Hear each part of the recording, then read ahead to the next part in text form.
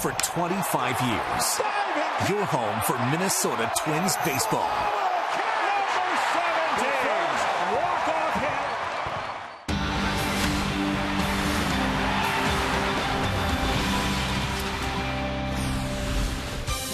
After a day off to lick the wounds endured on the 6-game road trip, the Twins are back in front of their home fans tonight as they begin a season-long 9-game homestand with an interleague matchup against the Phillies. Minnesota will send P.J. Walters to the hill. The recent call-up was done in last time out by 3 unearned runs in Kansas City. He'll be matched against former World Series MVP Cole Hamels. And welcome to Target Field, everybody. Dave Benz alongside Roy Smalley. And Roy, the Twins had to make a roster move prior to this game because of the injury Aaron Hicks endured in the nightcap of that Twin Bill Sunday night in D.C. So Oswaldo Arcia is back, and he's in the starting lineup tonight. This guy batting just .255 on the year, but he's showing some streaks of being able to hit much better than that. You know, this young man stepped in the batter's box his first time, and you can tell that he believes he can hit any level that he plays. And we saw the ability for him to step up there. There's always an anticipation that he might do something big. And yes, only .255 overall. He ran into a down streak later on before being sent down. But boy, that first streak, as you see, April and late April, early in May, he was really, really hot and really, really devastating. As my friend Don Baylor would say, damage, home runs, doubles, RBIs. This young man can hit. It's fun to have him back. Well, no doubt Ron Gardenhire is hoping he provides a little bit of a spark tonight. They're also hoping they can get some spark out of the leadoff position. That has been an area that has not been so hot. Dick and Bert will have more on that coming up.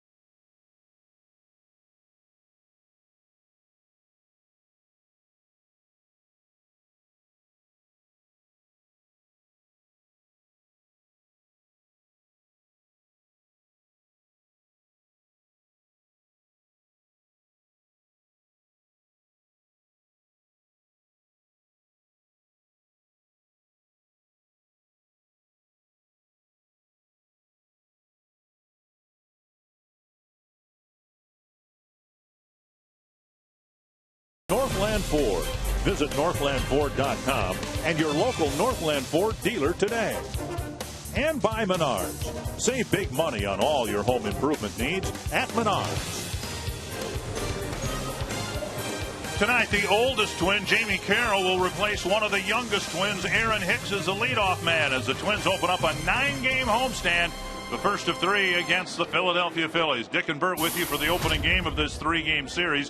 When the Twins were last here, run scoring was the least of their problems. 27 runs over 5 games, 4 wins in those 5 games, with the road trip saw the Twins struggle to score runs, particularly getting any production from the leadoff man. You know, the leadoff hitters, number 1 and 2 in that lineup, are the place setters. They are the table setters.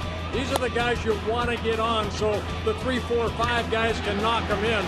On the current road trip, the leadoff hitter went 0 for 23 with 4 walks, and mainly Carroll and Escobar filled that role on the road.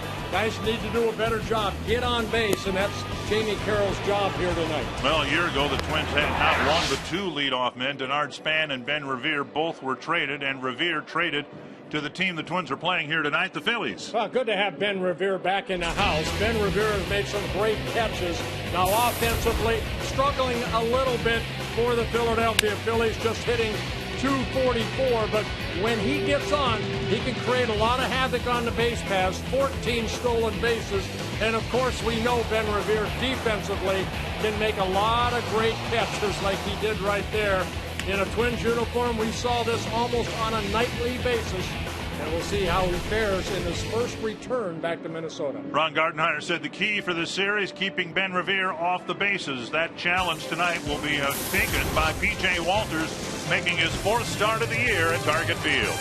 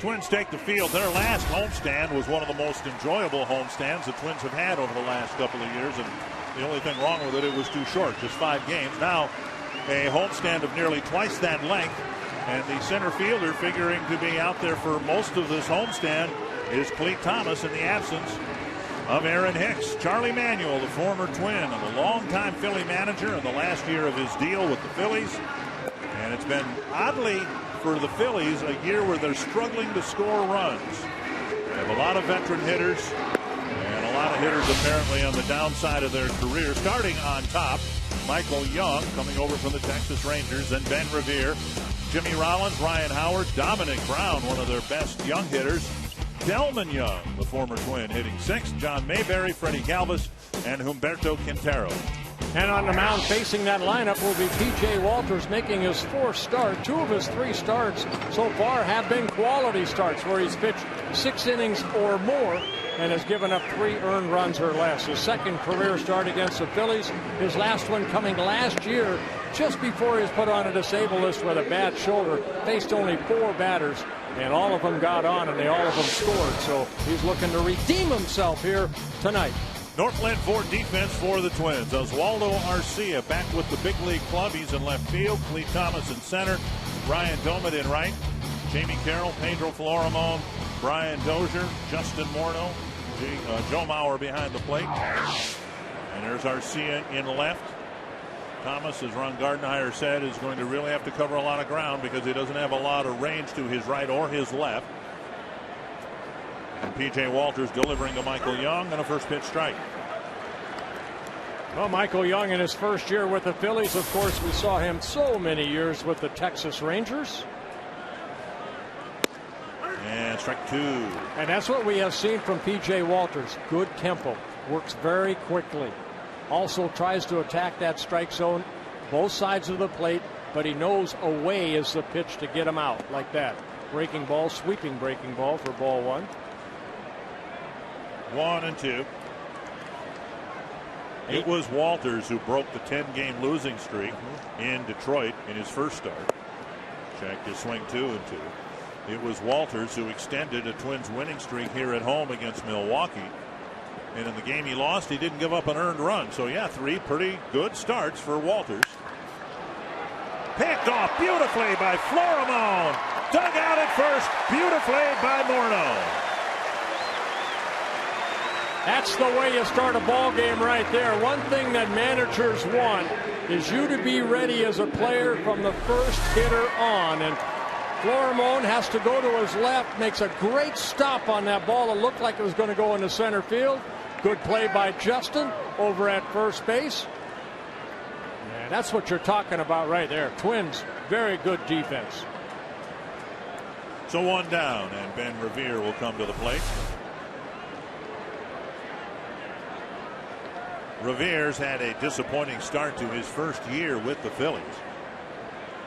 At the plate, that's obvious. He's hitting .244. He hit about 50 points higher than that as a Twin. He was used as a leadoff batter, then dropped down toward the bottom of the order. Does that sound familiar, Twins fans?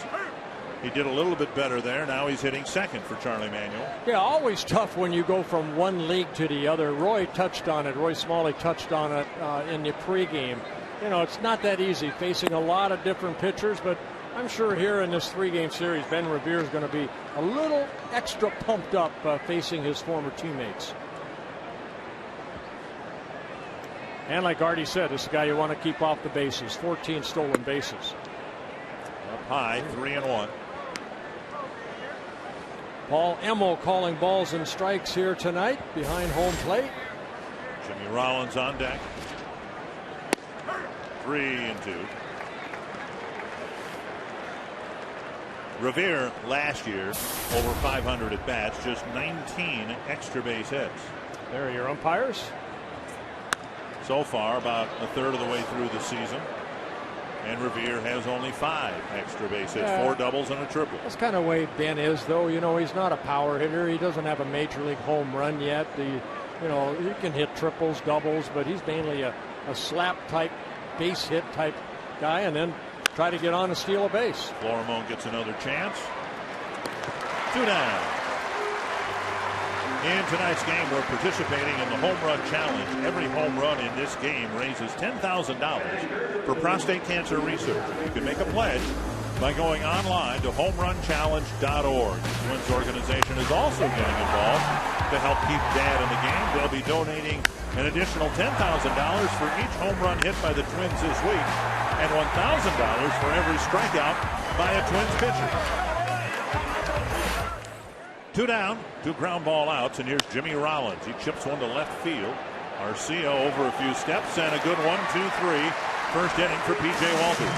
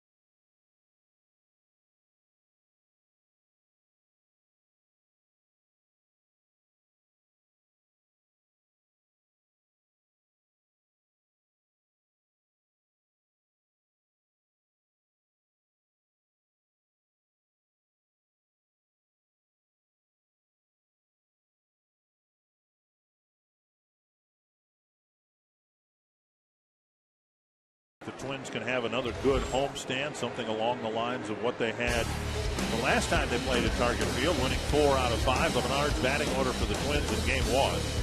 Jamie Carroll, Joe Mauer, Ryan Domit, Josh Willingham, the designated hitter, then Justin Morneau, Oswaldo Arcia, Brian Dozier, Clint Thomas, and Pedro Florimo. And it's Cole Hamels on the mound. 2 wins, 9 losses, but don't let that full record fool you. 9 of his 13 starts have been quality starts, coming off a 6-1 win over the Miami Marlins in his last start. Making his 3rd career start against the Twins. He and P.J. Walters hooked up last year here. And that's when the Phillies scored 6 runs in the first inning, gave Hamels a lead, and held on barely as the Phillies ended up winning that ball game 9-8. Well, the Twins have no choice but to start a lot of left-handed batters in their lineup against both this lefty and Cliff Lee, who will start on Thursday. But in Hamels' case, it really doesn't make much difference. He's equally tough against righties and lefties. He misses inside 2 and 1. Yeah, opponents hitting .252 off of Cole Hamels. He's given up 11 home runs. Left-handers hitting just .235. Right-handers .258. 2 home runs to lefties, 9 to right-handed hitters. It's remarkable when you think about it. Whoever the Twins tried in the leadoff spot during the road trip, nobody got a hit. They went through 6 games without getting a hit from their leadoff man. 3-2 to Carroll. They did draw a handful of walks, but you need your on-base percentage to be a little bit higher than that created by a few walks. Yeah, I mean, a good ball club, you always have 1 and 2 hitters, 1 hitter, 2 hitter. You have those guys as the table setters. They get on for the bigger hitters. Carroll flips it foul. The RBI guys. Yeah, 0 for 23 were the leadoff hitters on the road with 4 walks. What would TK say? That is unacceptable. There you go. All right. Base hit to left center field, and Carroll will dig around first and hold up there. So a couple of good omens early for the Twins. Yes. A great play by Florimon in the top half of this inning, and a leadoff batter getting a hit. The Philadelphia Northland Ford defense. Dominic Brown in left, Ben Revere in center, John Mayberry Jr. in right, Michael Young at third, Jimmy Rollins, Freddie Galvis up the middle, Ryan Howard at first, and Quintero behind the plate. You know, not taking anything away from the lack of offense, I guess, by that leadoff hitter. Jamie Carroll, even yesterday in that doubleheader, he hit some balls right at the defense. So good to see him get a flare into left field for a base hit. And Mauer takes a strike on the outside corner.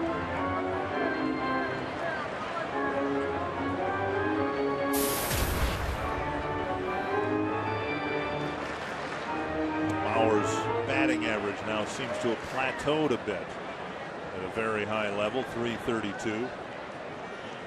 It had been, Carroll almost took off towards second base. It had been, as Mauer goes, one of the streakiest first 2 months of his career. But now we're into the second week of June, and it just seems like the average is .325 to .335, which is where his career average Yeah, is. he's right in that top 5 in the American League of hitting. Right now, 4th in the American League behind Cabrera, hitting at .361. Miguel Cabrera.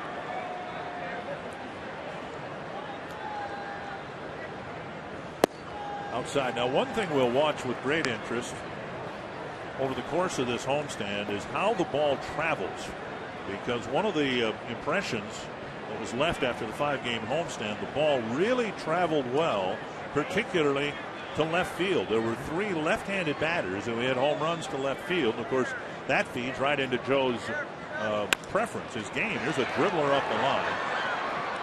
Carroll will go to second, and Mauer retired on a little ground ball to Hamels. A reminder, Lynx basketball is on Fox Sports North Plus right now. Go to foxsportsnorth.com for a complete listing of channels. Runner at second, 1 out, and Ryan Domit to hit. And Domit, one thing Domit's been able to do is pick up some RBIs over his last 13 ball games. He's driven in 16 runs.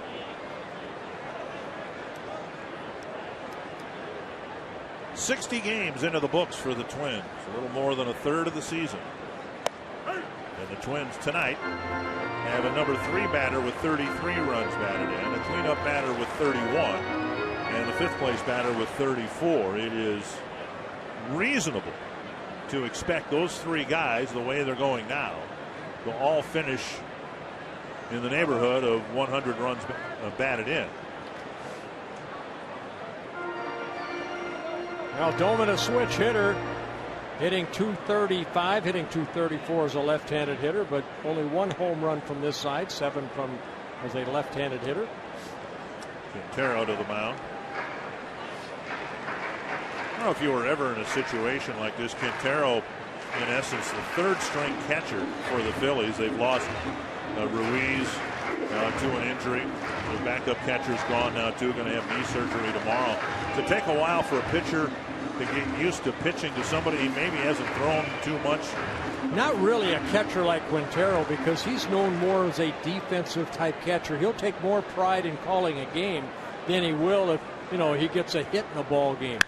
Driven to right field and sending Mayberry back near the track. The catch is made. Carroll tagging and going to third. 2 away and Carroll 90 feet away.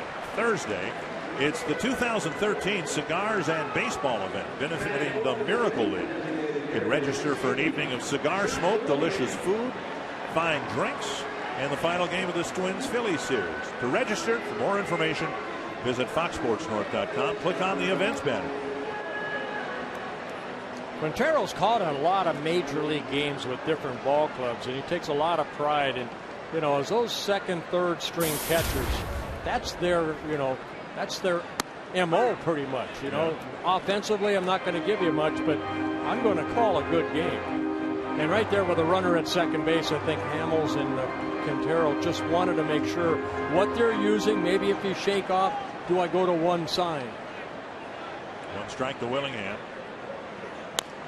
Tapper foul, 2 strikes. You saw the curveball right there by Hamels. Very big curveball, fastball in the low 90s. He'll throw a little cutter, like a cut fastball in on right-handed hitters, along with a very good changeup. He's in his 8th season with the Phillies. He won 17 ball games last year, a career high. So, you know, to be 2-9, he's in a place that he hasn't been too often. You see right there. Now watch this little cutter inside. That's exactly High what Quintero wanted it inside. 1-2. Willingham has faced Hamels, of course, an awful lot with their time spent in the National League together. 3 home runs for Willingham in 31 at bats.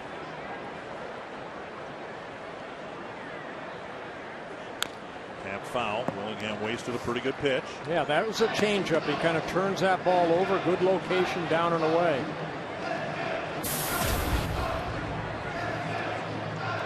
Hamels making his 225th. Those are his numbers against Hamels. 225th major league start. 93 wins, 69 losses. 1-2 again to Willingham. High fly to right center field. Mayberry, Revere converge, and it's Mayberry with the catch. Twins get a leadoff hit, leave Carroll at third, no score after 1.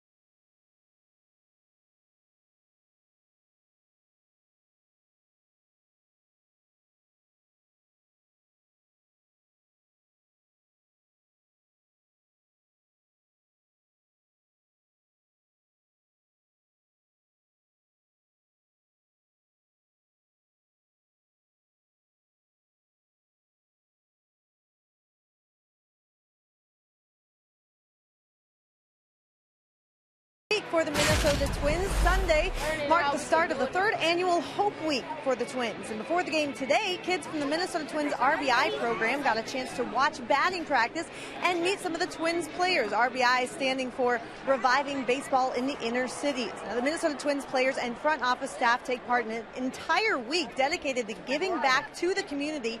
Each day presents a different volunteer opportunity. And Dick and Bert, there are sign-up sheets in the Twins clubhouse right now, and they are jam-packed full of players volunteering.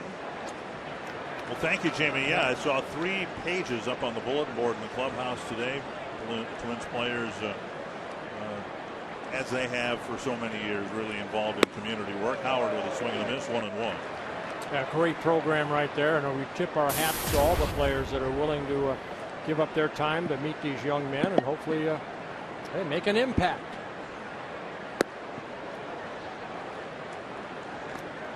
Two and one as the Phillies send Ryan Howard, Dominic Brown, and Delman Young to the plate in the second inning. Pat foul. Hey, Ryan Howard, a little trouble with that left knee. They say that he's having a tough time really pushing off. This guy has tremendous power, over 300 career home runs. National League MVP in 2006 for the Phillies in his 10th season. Foul back again. Kind of played through that irritation of that left knee. There's his numbers.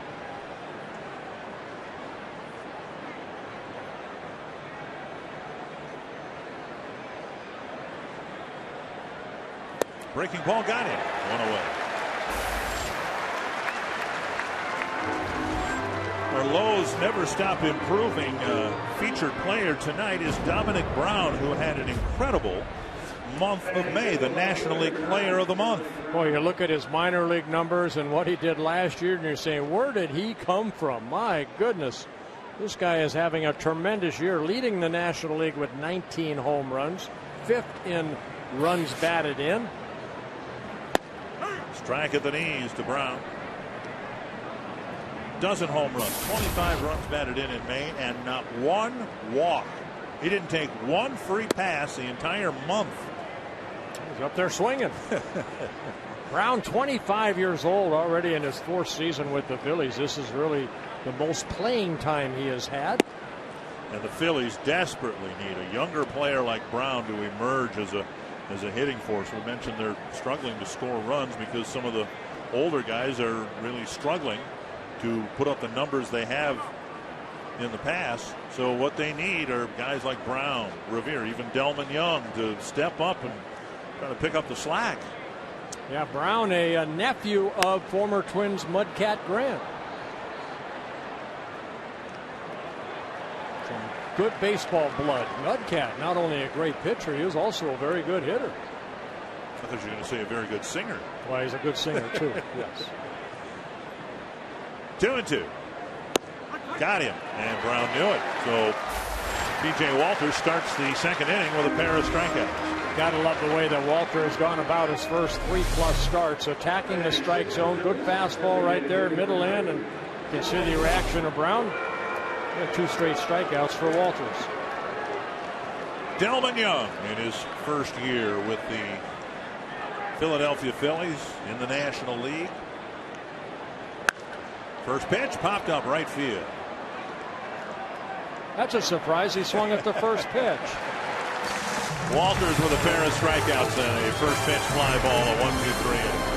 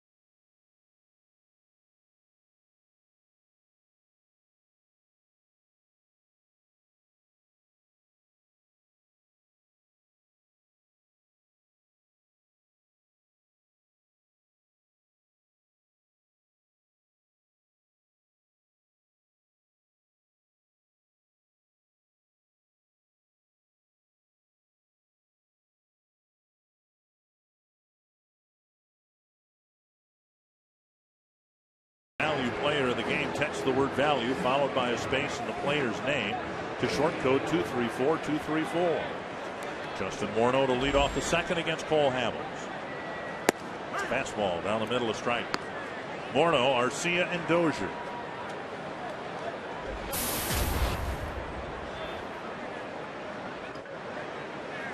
Foul back, 2 strikes.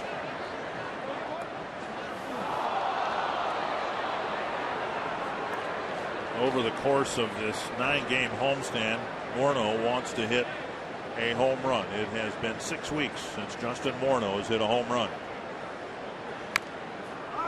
Jammed and rolled up the line. I go back to April 28th here at Target Field for Justin's last home run. 139 at bats. 2 strikes. And fouled off a leg. Only Jamie Carroll has had more at bats without a home run. The Phillies play him fairly straight up. 1-2.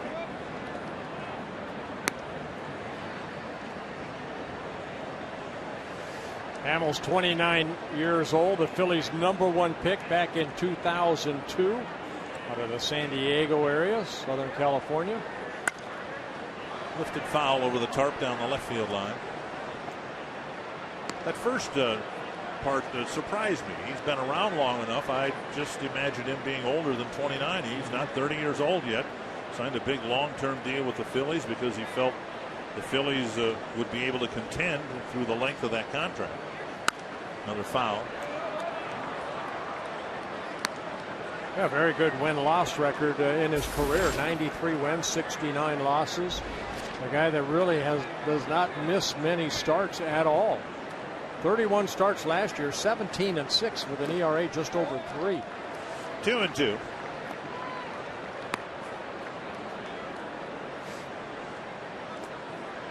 Hamels a 3-time All-Star.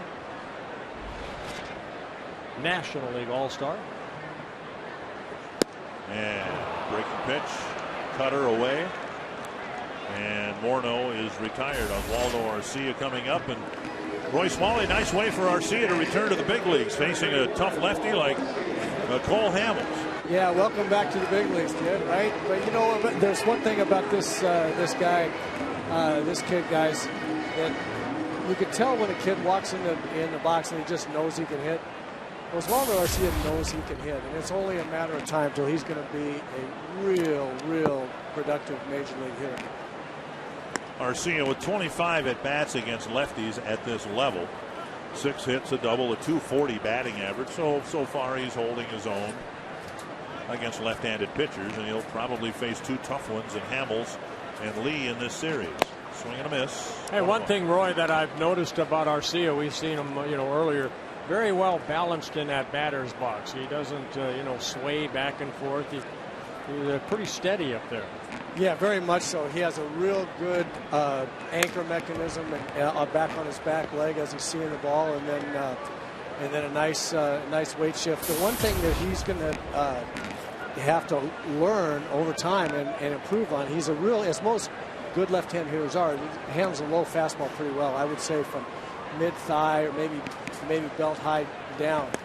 But that pitch right there, the breaking ball and then also high fastballs, he's going to have to either learn how to hit the high fastball or learn how to lay off it. That's one problem that he had when he came up before.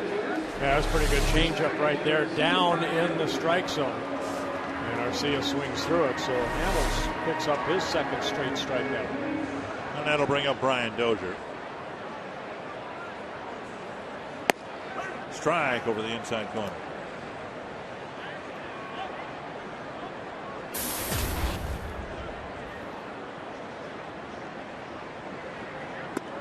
Arcia with the team, with Aaron Hicks going on to the disabled list. Placed on the 15-day DL yesterday with a left hamstring strain, suffered in the doubleheader Sunday in D.C. Strike called 1-2. Saw Trevor Plouffe on a rehab assignment. Plouffe hit a home run today playing third base. He was taken from the game when the game kind of spun out of control, and the discouraging thing is it was Vance Worley starting the game for Rochester, the former Philly, and for that matter, former Twin. He's not with the big league club right now. Worley had a couple of really good starts, but a bad one today. 2-2.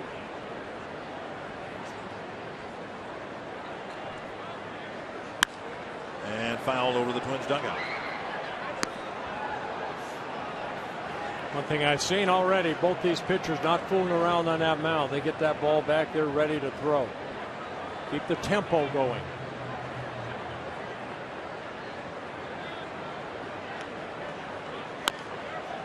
And rolled foul toward Joe Vavra. Hey, congratulations again to Joe Vavra, who, well, we'll congratulate Joe. We really want to congratulate Tanner Vavra, who has dealt with so many unfortunate things, the loss of an eye as a young boy, but he got drafted in the 20th round by the Twins. That's one of the best stories in this year's draft, and he was drafted on merit. He's a tremendous hitter, and you've had a chance to meet him, and so have I. Just a great young man. It's just a wonderful thing for the Vavra family. Yeah, there's proud Papa right there. 2-2 to Dozier. Twins trying to get that first run against a really good pitcher in Cole Hamels.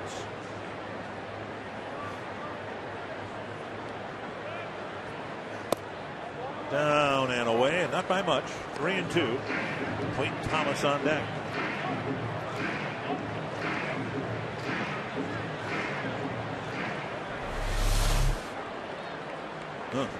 Pretty good pitch.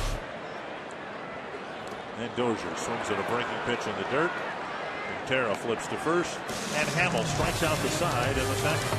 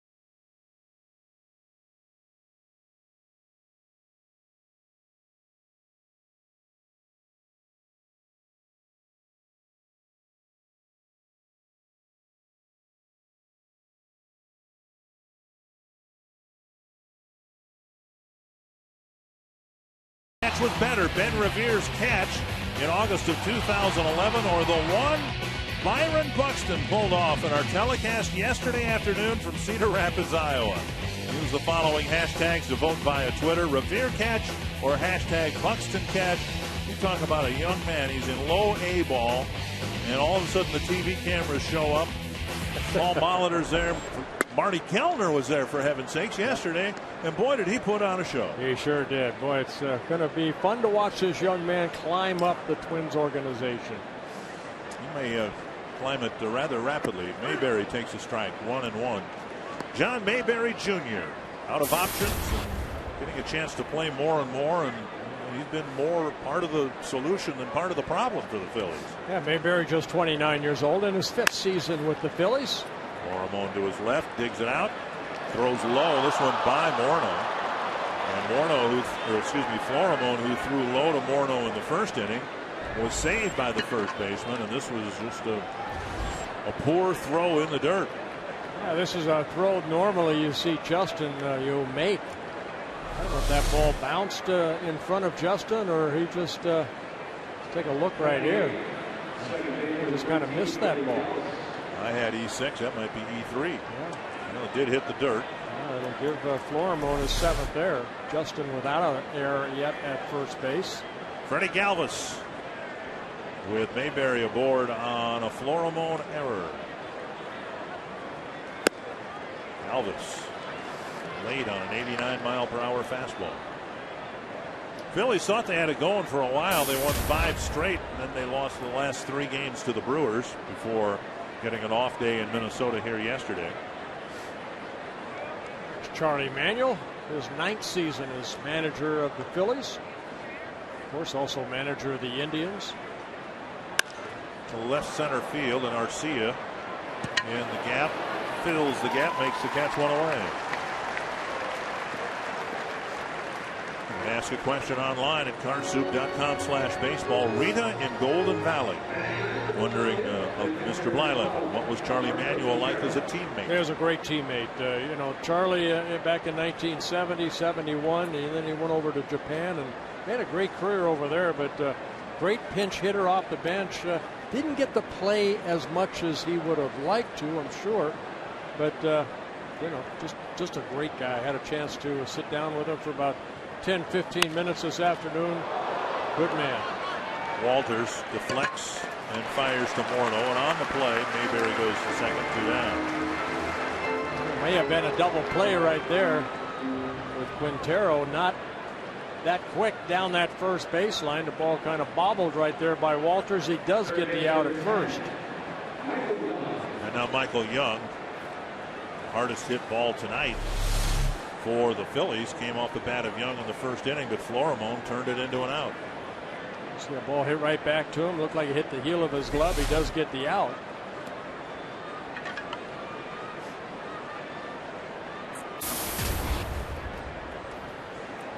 Went on the winter caravan, and I remember 1970 with Charlie. Fan favorite. Breaking ball. Breaks in front of the plate, ball 1. You know, Ron Gardenhire was talking about it, and Charlie was Gardy's last manager in the minor leagues for Portland in the Twins AAA system back in 1987. And Gardy said, you got to ask Charlie about his poem that he wrote. When he's up and with, he's at third base with Killebrew. Right. Yeah. Base hit to right field. They're going to sand Mayberry. Here's the throw to the plate. And Mauer now fires to second, and Young is out. But a base hit by Young. Driving in Mayberry. It's another unearned run against P.J. Walters.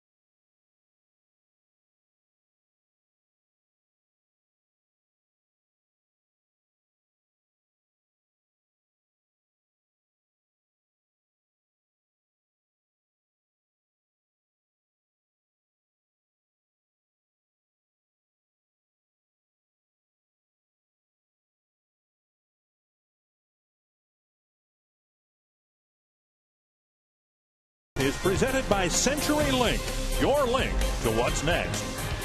By Grand Casino, the best stories start here. And by Sanford Orthopedics and Sports Medicine, for the everyday competitor in all of us. Michael Young has stumped the ball twice already tonight against PJ Walters. Walters did not give up an earned run in a loss against the Royals, and it's an early unearned run tonight that has the Phillies and Cole Hamels up 1-0. Clete Thomas leading off the third for the Twins. Thomas, Florimone, and Carroll.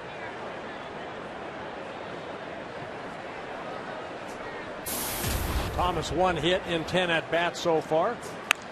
A roller to the right side. Galvis flips one away. And that'll bring up Florimone. When you join the Twins season ticket family this year, you'll be hitting the sweet spot. Purchase any of the Twins season ticket packages. Get 10% off food, beverage, and merchandise bought at Target Field. Season ticket prices are also up to 20% cheaper than single game purchases, so there's a big savings there. Call 800-33-TWINS. Visit twinsbaseball.com to check out the options and learn about the benefits of season tickets. Up and away, ball one to Florimone. It was Florimone's error that allowed the Phillies to score in the top of this inning.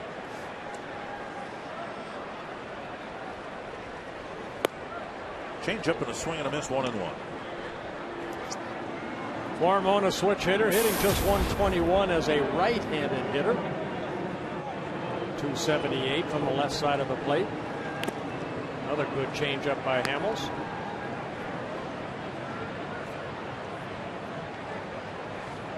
One and two.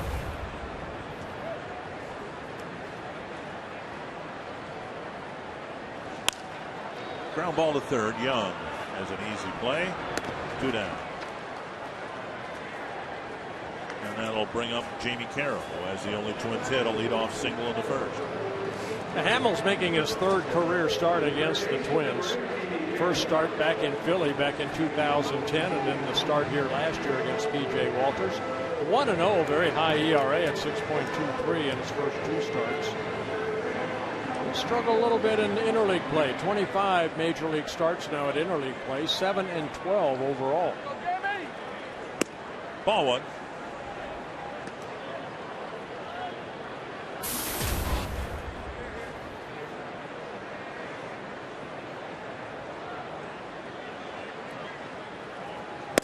And a strike.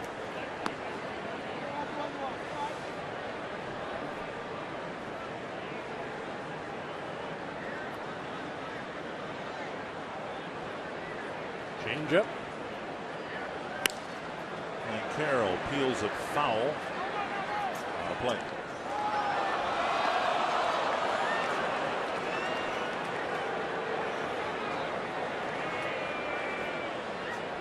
Carroll with a sharp single to left center, the first hit for a Twins leadoff batter since the last homestand.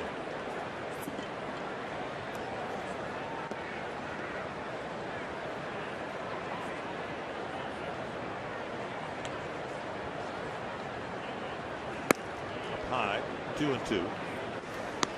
A lot of talk in baseball about the wisdom now in having your best hitter hitting second rather than third. And the Twins are kind of following suit with Mauer batting second a lot of the time.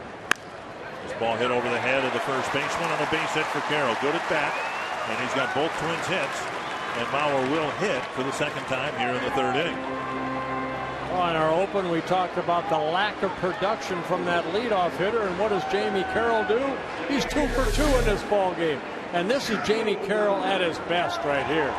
Lets the ball get deep into that strike zone and just hits that ball the other way. Now Carroll, a 275 career hitter. Odd that he came into this ball game hitting just 202. Just a couple weeks ago, he was hitting up around 300. When you don't have the at-bats that Carroll hasn't had this year, it's easy for you to maybe not be swinging the bat well for a short period of time. Then you hit into some hard luck, and pretty soon you're hitting in the low 200s. 1-0 to Mauer.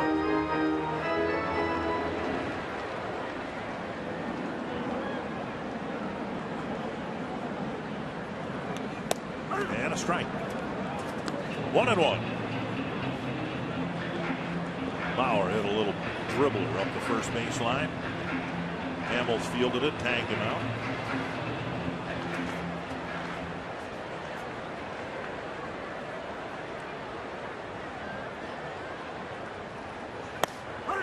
That's strike two. One thing Hamels was happy about, that the calendar turned pages in the month of May. Cole Hamels was 0-6 with an ERA of just under 5. But his last start on June 5th, a new month, a 6-1 winner over the Miami Marlins. 2-2. And yet you look at those 6 losses. Scores of 2-0, 2-1, 10-4, 5-1, 6-1, and 8-5. In most of the games, the Phillies simply didn't give him any run support. Yeah, they said the first 2 starts of the year he wasn't at his best, but then after that, not a lot of run support, even though he pitched well. Carroll goes. It's ball 3, and Carroll with an awkward slide. Thankfully, he's all right. A head-first slide, and it looked like his elbows dug in, and he flipped over and was lucky to keep a foot on the bag. Now, this is not going to be on a how to steal second slide video. Carroll, with his first attempt of a stolen base, a 39-year-old able to keep his right hand on the bag somehow. And now hold on to it. Don't let go. Boy, look at the nice play by Rollins trying to keep the tag on him. Putting it back on him, realizing he might overslide the bag. Mauer chops it foul, 3-2.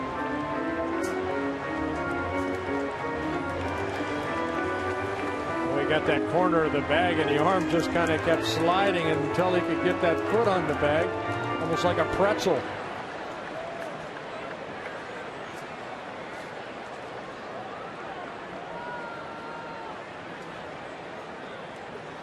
Mauer, backhanded by Galvis, who sets and fires and the inning ends. This time Carroll left at second base. Still 1-0.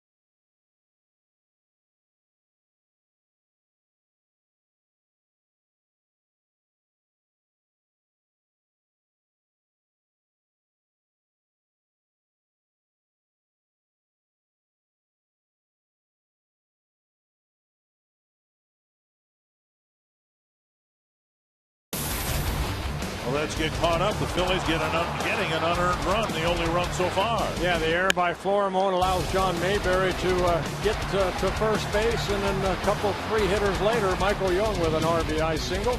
Cole Hamels 3 shutout innings so far, 58 pitches.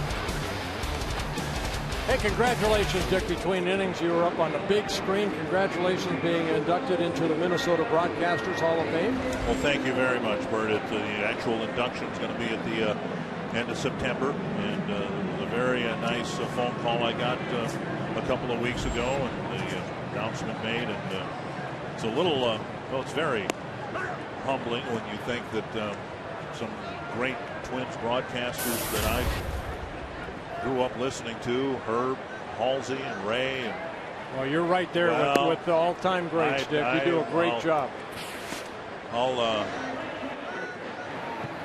argue that point, but I'm sure glad somebody thinks so. Well, congratulations. Well earned. Thank you very much. been my pleasure for the last 30 years to, as I've told you all these years, get paid to go to a ball game. It's been a lot of fun. We got pretty good seats too. A lot better than what we had in Washington. I feel like I'm watching a ball game again.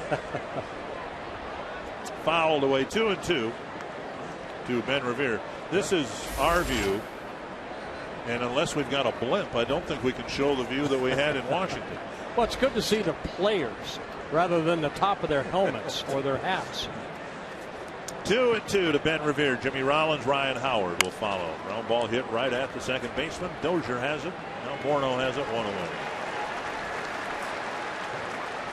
Aaron Hicks hurt, so the Twins have these guys, and Thomas, of that five, the only guy really qualified to play center field. Yeah, even though, Parmalee done a great job of playing that wall here at Target Field. He has 6 outfield assists. A lot of these guys, of course, Domit, he hasn't really, been in the outfield that much. Roy Smalley, not a lot of speed out there. Well, there are a couple of problems, guys. You're right. They lose some defense in center field with Aaron Hicks out. We've seen how well he patrols center field. But the other problem that Gardy faces is a bunch of left-handed hitters. All of a sudden, with Kloof on the DL and Wilk and Ramirez on the DL, both right-handed hitters. Now you got 3 left-handed hitting outfielders out there for essentially 2 spots. If Willingham plays most every day in left, and Domit is the regular DH, you really kind of have Gardy as a manager is a little bit hamstrung as to what he can do with left-handers and right-handers. Dozier fields the hop, has to hurry. Rollins retired. 2 down. Well, Roy, I think it's okay when you have a right-hander starting, but then when you have to face a Hamels, and then a couple of days from now we're going to see Cliff Lee, another tough lefty. You don't have that right-handed hitter that you'd like to have in that lineup against. Well, that's exactly right, and it happens twice potentially in a ball game. It's fine, as you say, with a right-handed starter. You're hamstrung a little bit with a left-handed starter, but even with a right-handed starter, if it comes to a situation where the opposing manager is bringing in a left-handed pitcher, you don't have anywhere to go off the bench to counter the left-hander coming in to pitch to one of these left-handers. You don't have a right-hander on the bench. Yeah, the only right-hander on the bench is Escobar, switch hitter. So breaking ball hits the corner. 1-1. And they have the same problem that they had when Hicks was here. They've got a bunch of young kids with one more guy than they do have spots for them, and trying to get everybody at bats. Gardy, as you have well noted, both you guys have noted how good Gardy is at getting everybody playing time, but it's hard when you've got 3 outfielders basically for 2 spots. Thomas misplays the ball on the bounce, and it's a base hit for Howard. It looked like that time he cut over and then tried to come in on that ball. Well, there's that little bit of range or lack of range maybe by Arcia, to get over there and help Thomas out. That ball kind of slicing away from Thomas. Now he comes in, plays the first hop, knocks it down. It'll be a base hit for Ryan Howard. I think that's Cleat's ball. And he got, as you saw, got a late jump on it and then wasn't able to come in and make the catch. But that was just a late jump. Busted bat and a bouncer to short. Florimon goes to the bag. That ends the 4th inning. The Twins find themselves down a run, 1-0.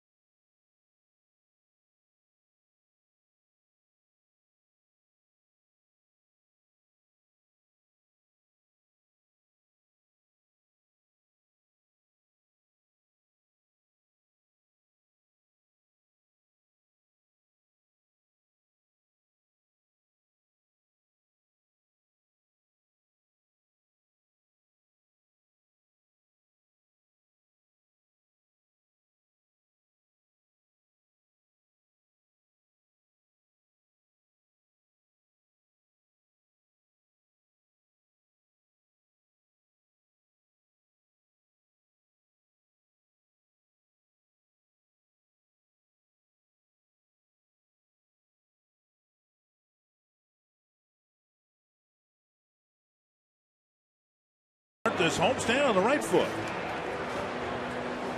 Nice to be home. Nice to be at this beautiful field at Target Field. See if the Twins can pick up a win here. See if the Twins can do something in the fourth against Cole Hamels. Ryan Doumit takes a strike on the inside corner. Doumit, Willingham, and Morneau, the three guys we spoke of, all with 31 or more runs batted in. Tap foul, 2 strikes.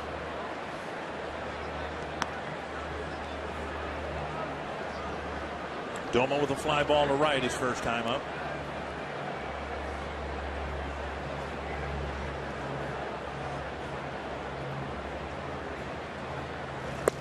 Up and in, 1-2.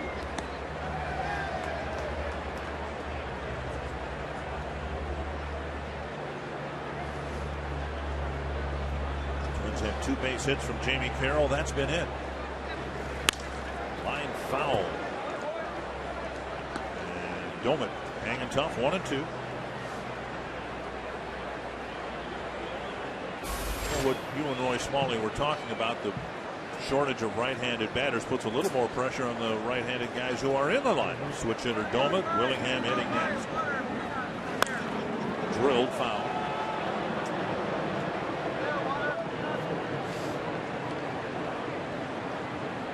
See if Doumit, Willingham,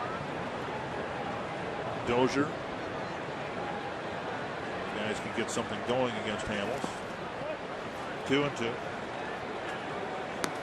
And a change of score keeping on that error, that give that the error to Justin Morneau at first base rather than Florimon. So Justin gets the error, his first of the year. Just outside, 3-2, close pitch. Hamels wanted it. I think Quintero wanted it too. He kind of turned his back on home plate umpire Paul Hamill. Pretty good pitch.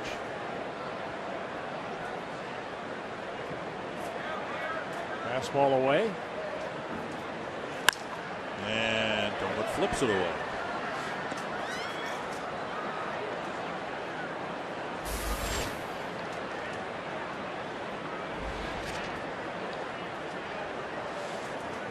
Doumit in his second season with the Twins after spending 7 seasons in a Pirate uniform.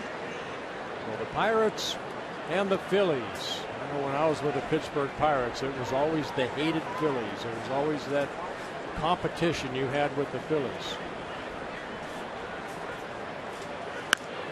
And Doumit wastes another one. Well, you had the state championship, right? Pennsylvania championship. Well, you know, back then we were in the same bracket. You know, now they're in completely different brackets.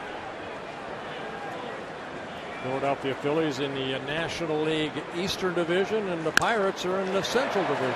The center and Revere with the catch, one away. And Willingham will hit next. Twins tickets remain available and affordable. Get fed and entertained at very favorable prices throughout the 2013 season.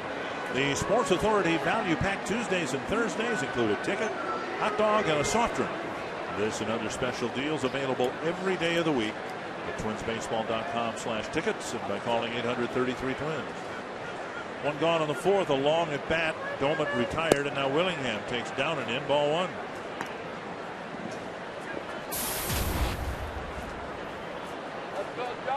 Need Willingham to get on one of these hot streaks. The average down, Willingham coming into this season a .261 hitter. 2-0.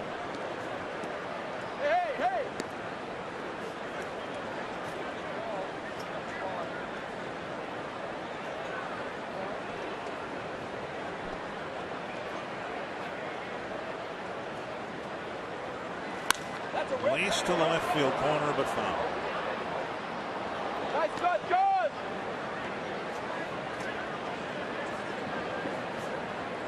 Beautiful night. We had some rain showers throughout the afternoon. Skies have cleared. Used to be one of the most spectacular ballparks in America when we have weather like this. 2-1. Driven to left. Brown back. Hard off the wall. Juggled by Brown, and Willingham will go into second with a double. There's a good solid swing by Willingham. Looked like the ball left in, and Willingham, who had just hooked one foul, hits this ball sharply and maybe misses a home run by 3 feet. Dropping a barrel of the bat. Josh Good, solid swing. His 11th double of the year. Yeah. Guys, I think he missed that by about 3/8 of an inch, actually. He hit that ball just over the top, just over the middle of the ball. Got a little bit of overspin on it. Otherwise, that ball's way deep. Here's a drive to right center field. This is back. Off the wall. It'll tie the game. Morneau with a double. And the Twins have tied it up. In the middle of the lineup, stinging Paul Hamels. That's the Justin swing right there that you want to see on an everyday basis. Boy, he jumped on that first pitch from Cole Hamels, hitting his 15th double of the year. Ball down in the strike zone, high off the wall, the scoreboard out there. Rivera gets it back in, back-to-back doubles, and the Twins have tied the game.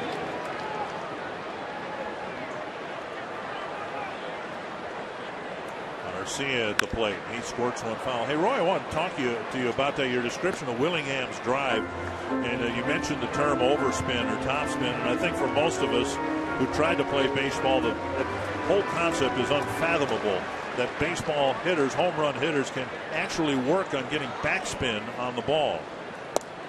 Well, they really do, and Murat Kumar and I, in one of our instructionals post-game and the post-game show last year, actually showed how you do it. But the ball obviously carries better if you can get it spinning backwards rather than like a tennis overspin. And Garcia down the line, foul by about 5 feet. Well, Harmon Killebrew was one of the best of doing exactly what Willingham did right here. You see, he comes just a little bit from underneath the ball to over the top of it, and he squared it up almost exactly perfectly. And I'm not being facetious when I say 3/8 of an inch. It might even be less than that. He hit that ball right on the screws, but just didn't have the backspin carry. You know, almost like a knuckleball or over the overspin, like I said.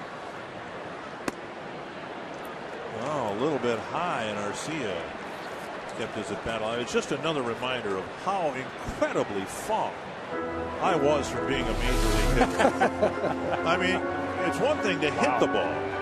Then you have to hit it solidly, and you have to hit it in the barrel, and then you have to hit it with backspin.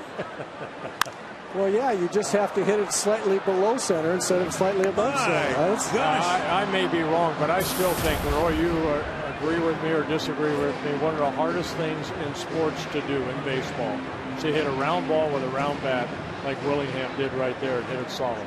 Yeah, well, in my opinion, it's the most difficult single thing to do in sport. There are a lot of tough things in all sports, but Arcia drives it to center, and Revere's going back, and he won't catch this one. Morneau will score. Arcia with a double. And Revere has made that catch. We've seen him make that catch, but not tonight.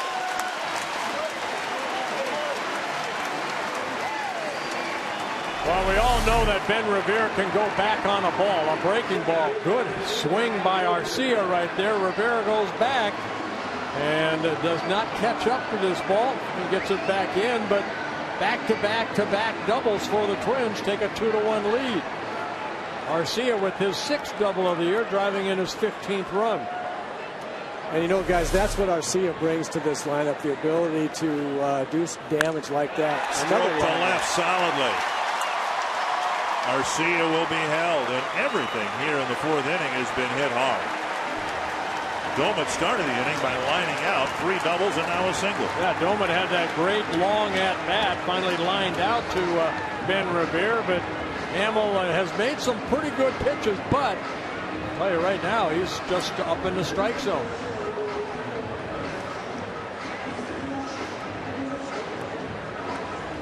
Mention that we've seen Revere make this catch. He made this catch in August of 2011. Yeah, going straight back and then almost making contact with the wall and somehow That ball fell in his glove. What a great catch that was. Voted by MLB Network and its viewers as the catch of the year. Well, a quick trip to the mound, couple of quick runs, and suddenly the Twins are doing much better with men in scoring position. 3 straight hits with men in scoring position. A little meat left on the bone for Clete Thomas. Thomas hit a little 4-hopper to Galvis his first time up. And the Twins need to get Garcia in from third base here. Middle infielders playing back for a double play. Chop to the right side, and it'll be a double play. Thomas bounced it right to Galvis, who tagged the runner and threw to first. The Twins get 4 straight hits, including 3 doubles, and they score a couple of runs.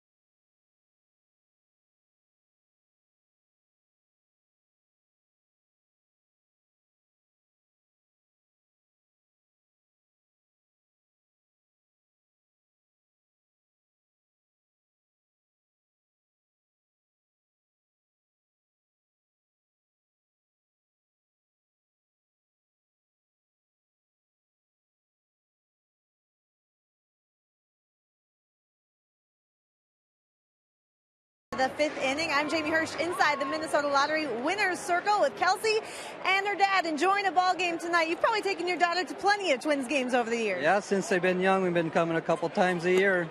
And Kelsey, you told me that this is pretty much the perfect summer night for you. It is, and the Twins are doing fantastic already.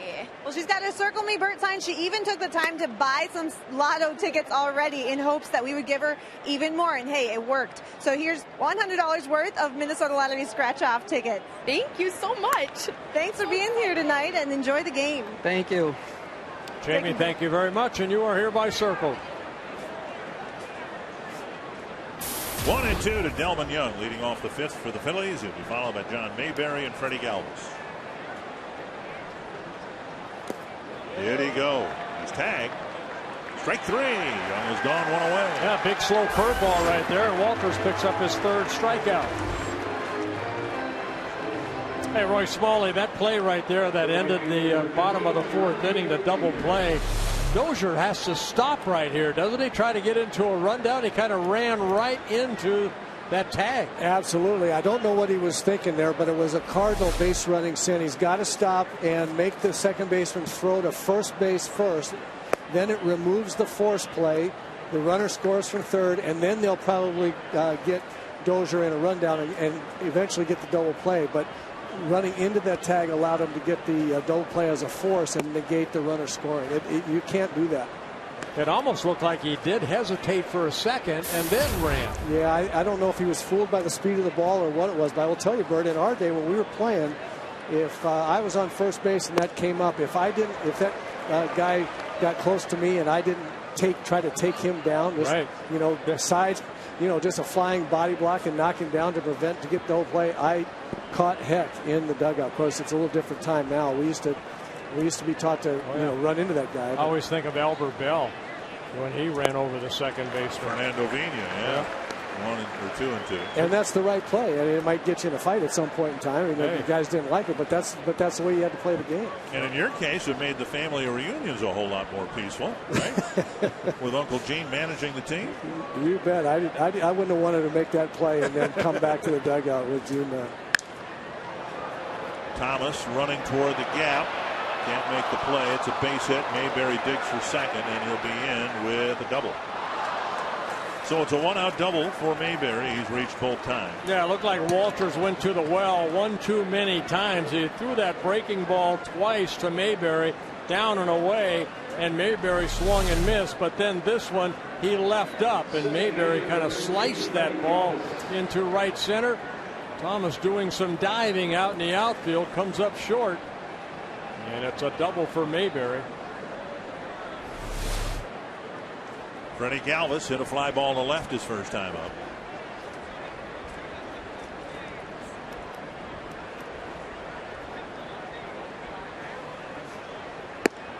Outside, ball one. I'll tell you what, that really burns you as a pitcher, too, when you're out there and you see that this guy, Mayberry, swung at 2 breaking balls that started middle in and away, and he missed it by a foot.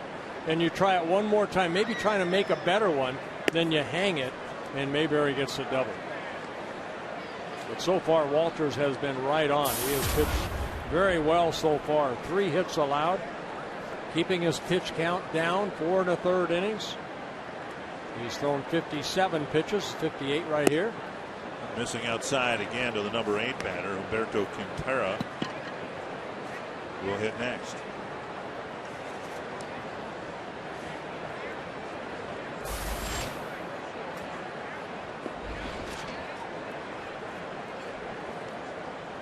And he missed with all 4.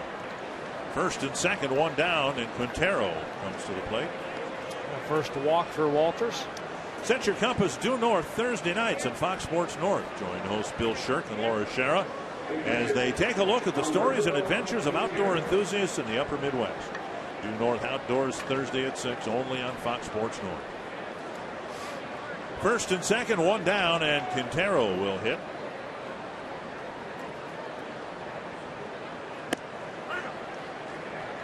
Strike one. Quintero in his first season with the Phillies, he's caught for the Padres, the Astros, and the Royals. A .235 career hitter, signed as a free agent. And strike 2.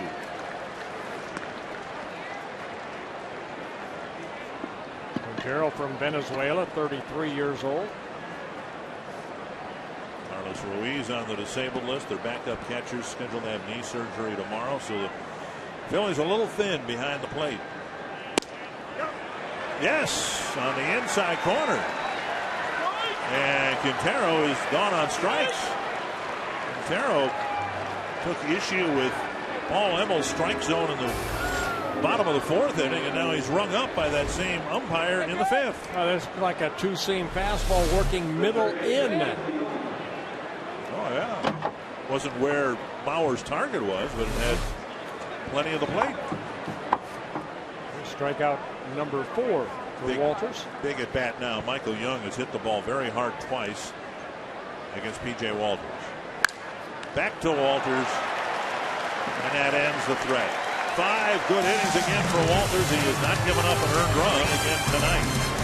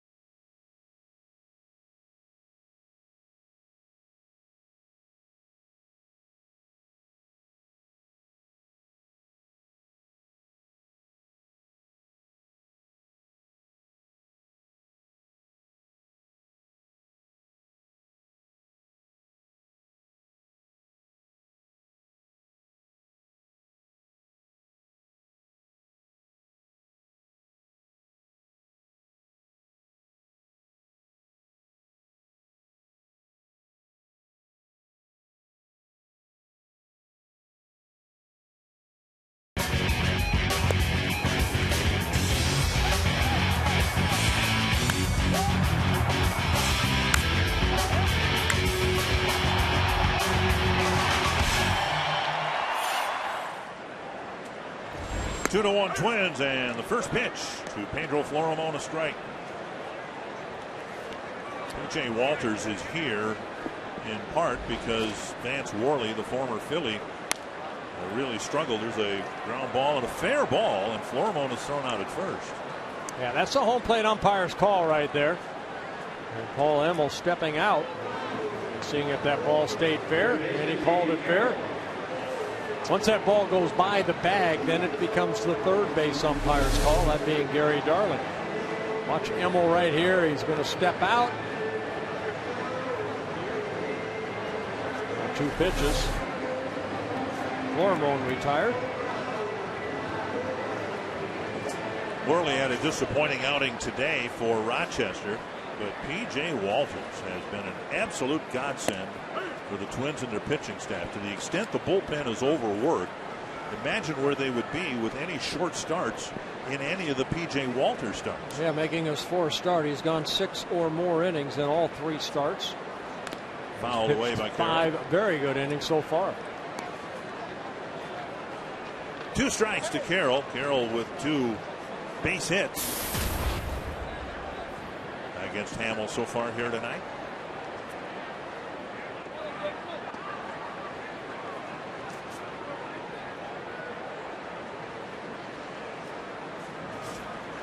Inside, 1-2.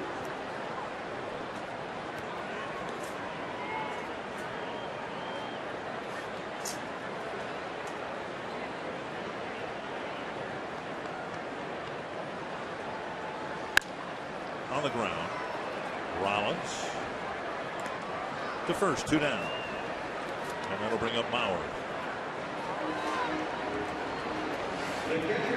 85 pitches for Hamels, 59 strikes, no walks, 3 strikeouts.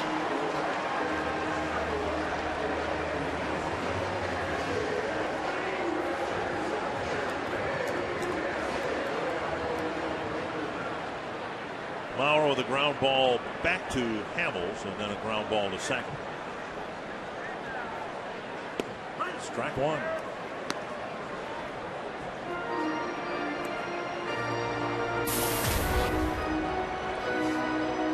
Yeah, my mistake, 88 pitches for Hamels now.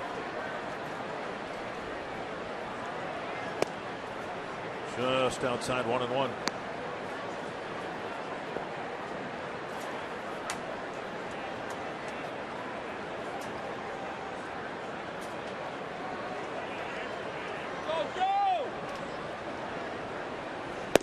There's the outside corner.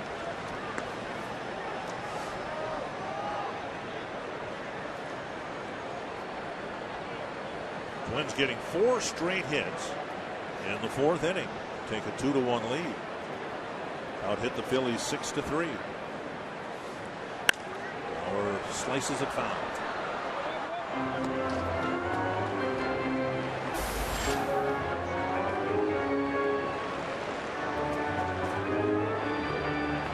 Joe came into the ball game 0 for 6 lifetime against Hamels. 0 for 2 so far.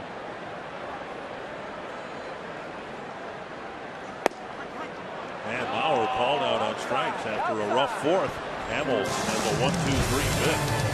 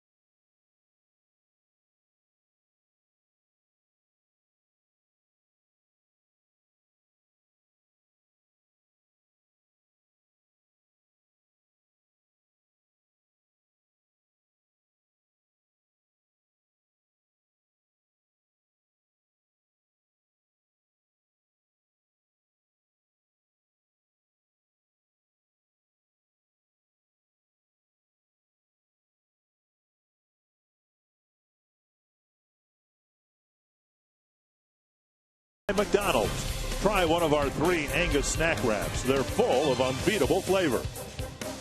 And by Toyota. Let's go places. To find the nearest Toyota dealer and check out our current offers, visit buyatoyota.com.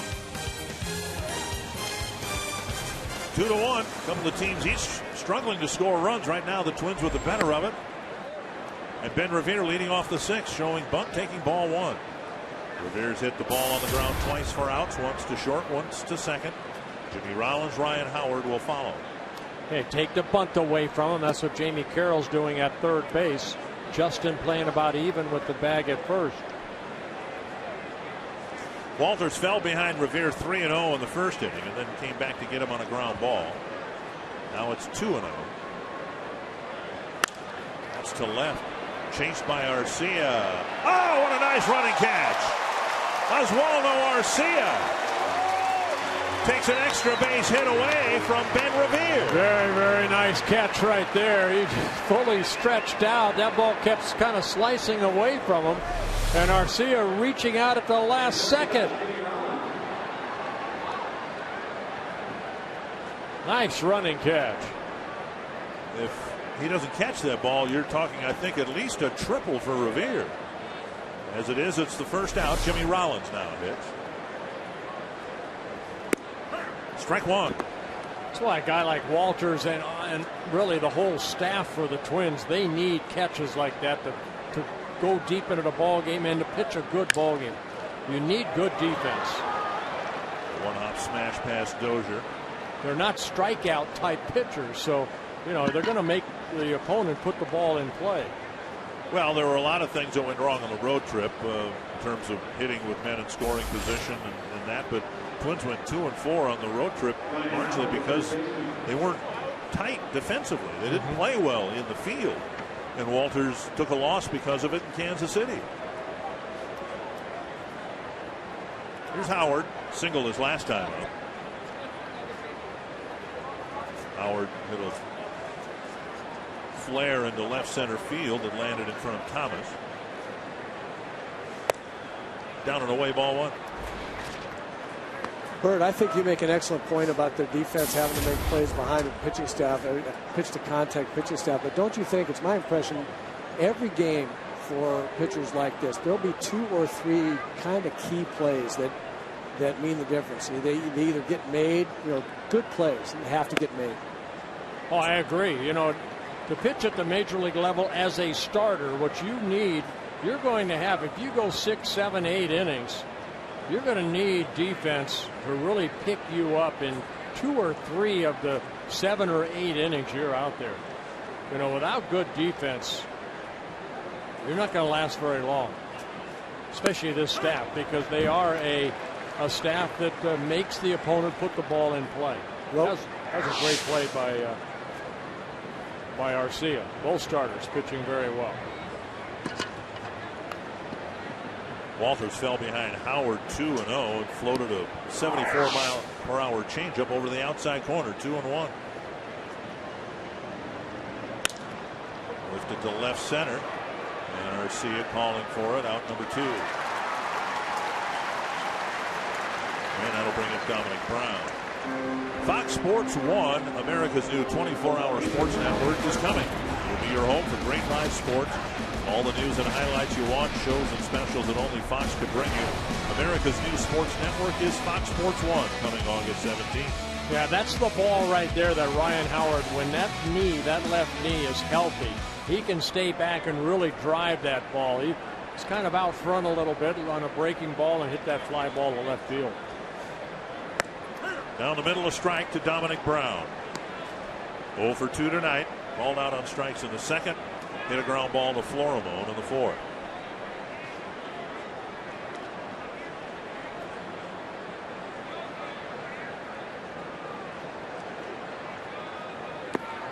And in the dirt, 1-1.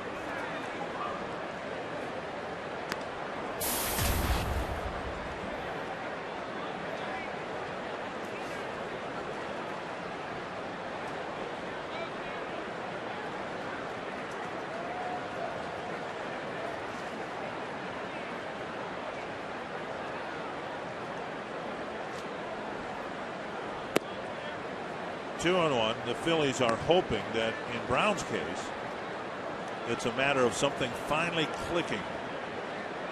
The AAA team for the Phillies is Lehigh Valley. And Brown has spent a big chunk of the last 3 years going back and forth between the Major League club and their AAA team. 2-1. And a strike called 2-2. And so as the Phillies see some guys getting a little long in the tooth and banged up like Howard and Jimmy Rollins and Michael Young, guys like that, they're hoping that this guy's going to be here to stay, and his days of spending any time in Lehigh Valley are over with. Runner goes, and the pitch bounced to the right side, deflected by Morneau. Dozier to Walters there for the third out. Score at 3-4-1. All that matters is P.J. Walters is off the mound after 5.5 with a 1-run lead.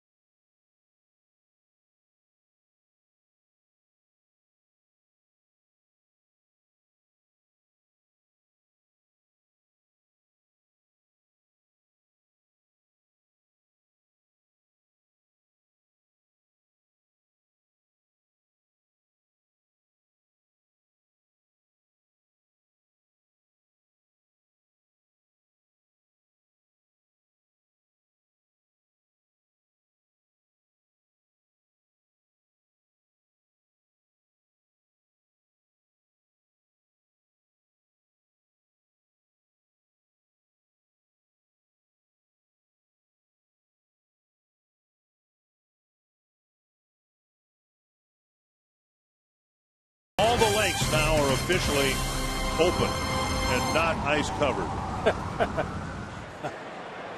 Here's Ryan Doman to start the sixth. Here we are, June 11th. It's very good.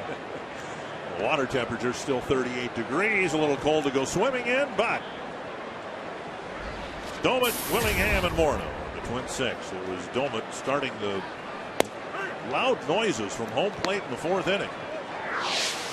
There's a Subway in-game box score. Doman 0 for 2, but he started a nice sequence of at-bats in the fourth. Yeah, back-to-back doubles in the fourth inning. Created a couple runs for the Twins off of Cole Hamels. Nice stop by Young at third.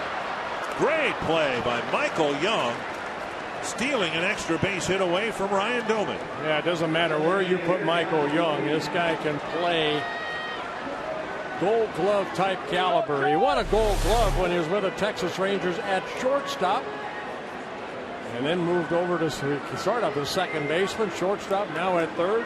Nice diving play by Young. Willingham with a double off the fence and left to start the 4-hit 2-run barrage. Ball one.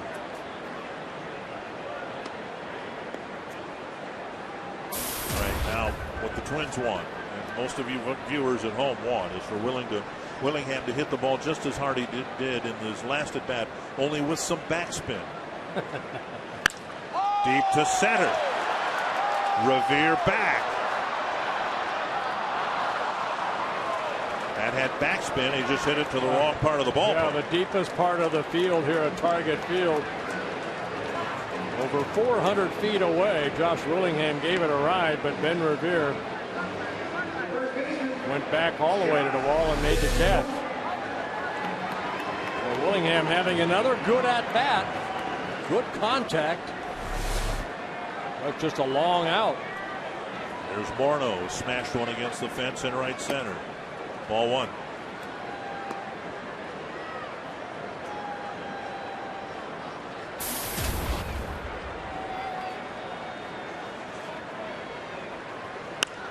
fouled back. 1-1. Morneau driving in his 35th run with his 4th inning double. Tops in the team in runs batted in.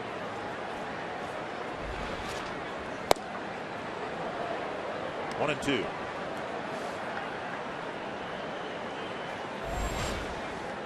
.100 pitches, good strike to ball ratio for Cole Hamels.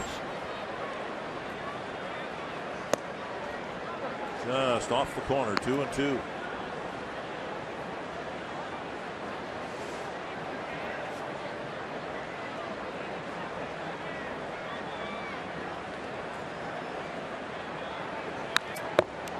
Foul back. The way Hamels is going, and maybe more importantly, the way the Phillies are going, he might threaten 20 losses this year. But it's also one of those years where it appears he may pitch about as well as he did last year when he almost won 20. 2-2. Morneau chips it into center field, gets a base hit. And that will bring Arcia up with a man aboard. Roy Smalley, good at bat for Arcia in the 4th inning with that RBI double. Bert, we're seeing a hitter mature right before our eyes here.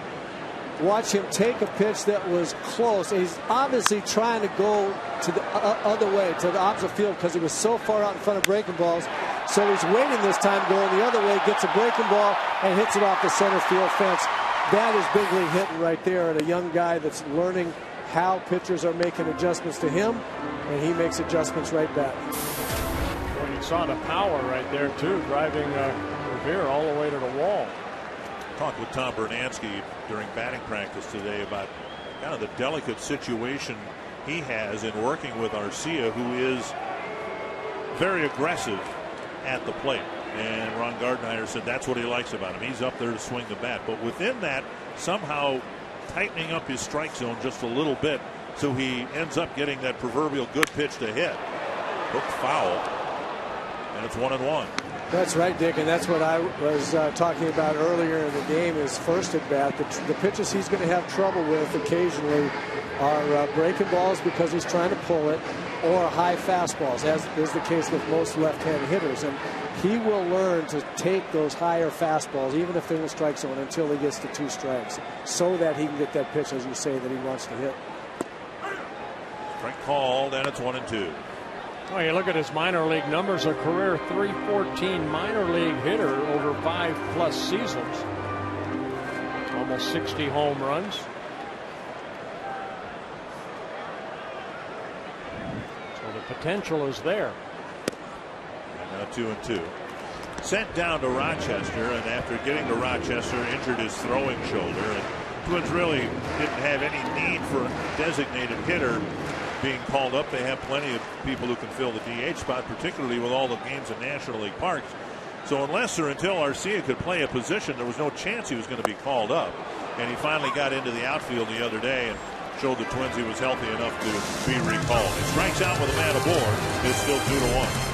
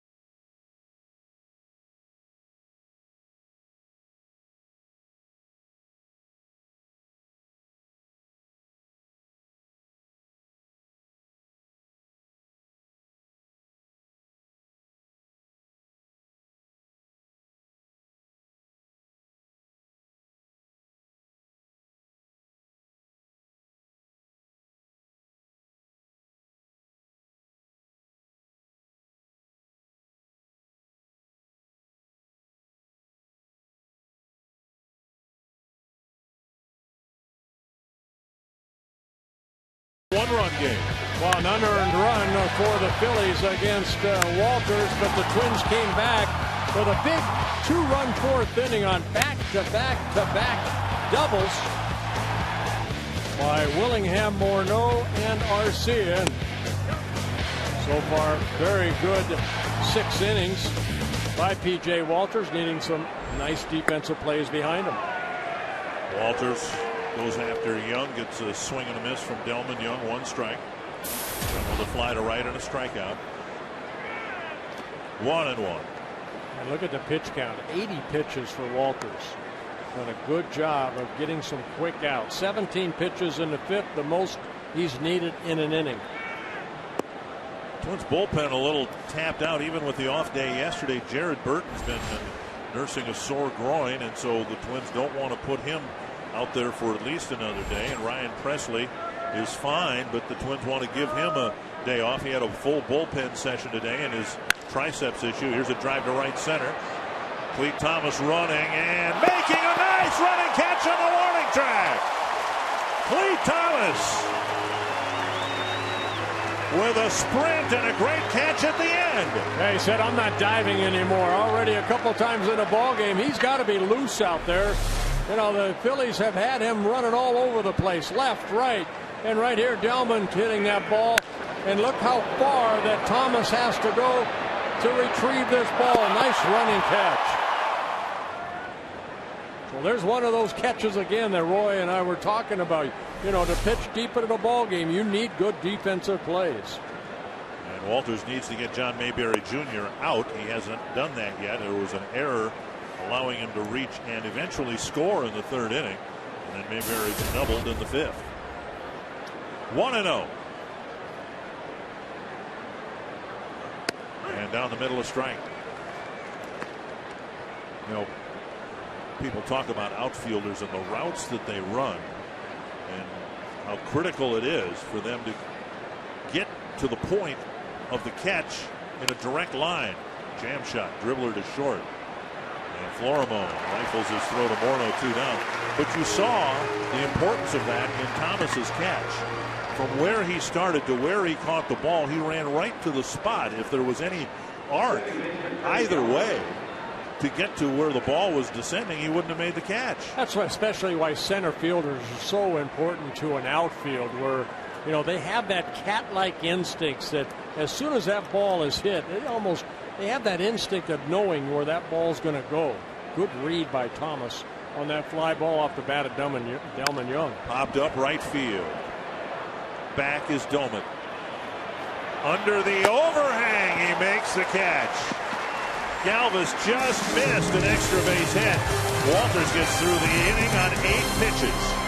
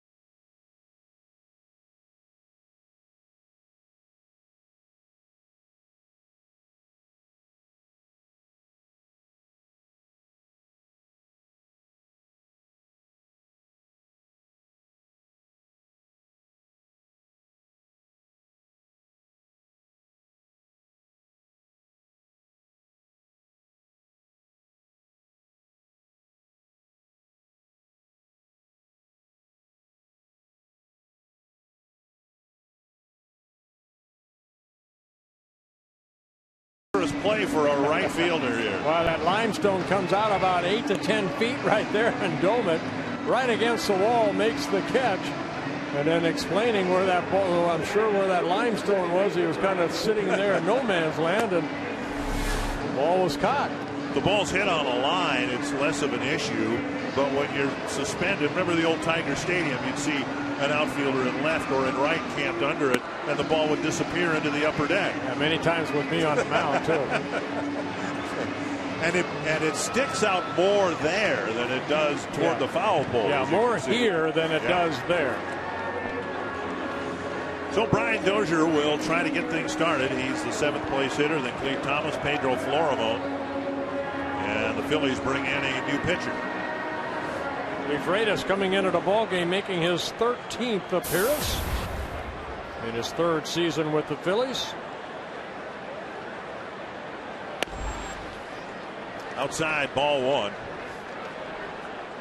This has not been an area of strength for the Phillies this year. They're well set up as in the closing department with Jonathan Papelbon. Outside again, 2-0. Freitas has done a fine job in his 9 innings of work.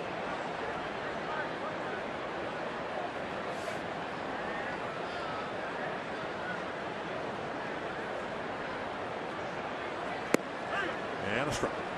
Yeah, DeFreitas, 25 years old. He kind of step across his body a little bit, and that ball coming almost 3/4. The breaking ball he uses is a big sweeping breaking ball with a big slider. Something getting in his eye. Cole Hamels, another pretty good start, but no run support. No win. No.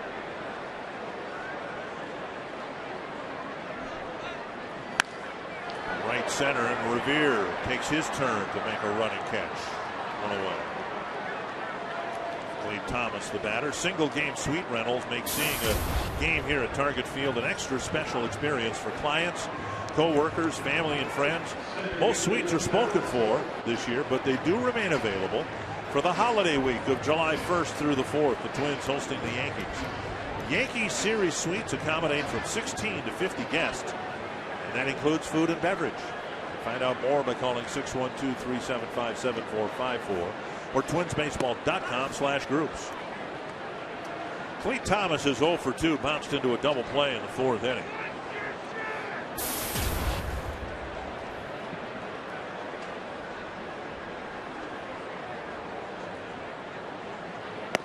And strike 2. Thomas is in the process of trying to redefine himself as a hitter. Is really trying to cut down on strikeouts, and to that point he's been successful up here. 1 strikeout in 12 at bats, but he's in a tough spot here, and he strikes out. Sorry about that, Cleve. Should have kept my mouth shut. 2 down. Well, that breaking ball, that's that big sweeping breaking ball underneath that swing of a lot of left-handed hitters, and Freitas picks up a strikeout. That's his 9th strikeout in 9 2/3 innings pitched. Florimon will now try to hit from his preferred side, which is unusual because he's a natural right-handed batter. But he's hitting so much better from the left side of the plate.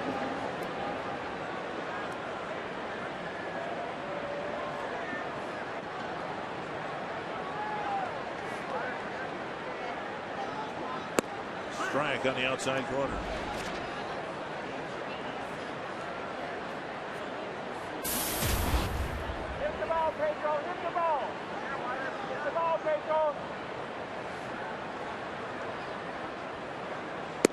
Outside, 1-1. It's the 3rd year out of 4 where the Twins have played the Phillies in interleague play. 4 years ago in Philadelphia, and the last 2 years here.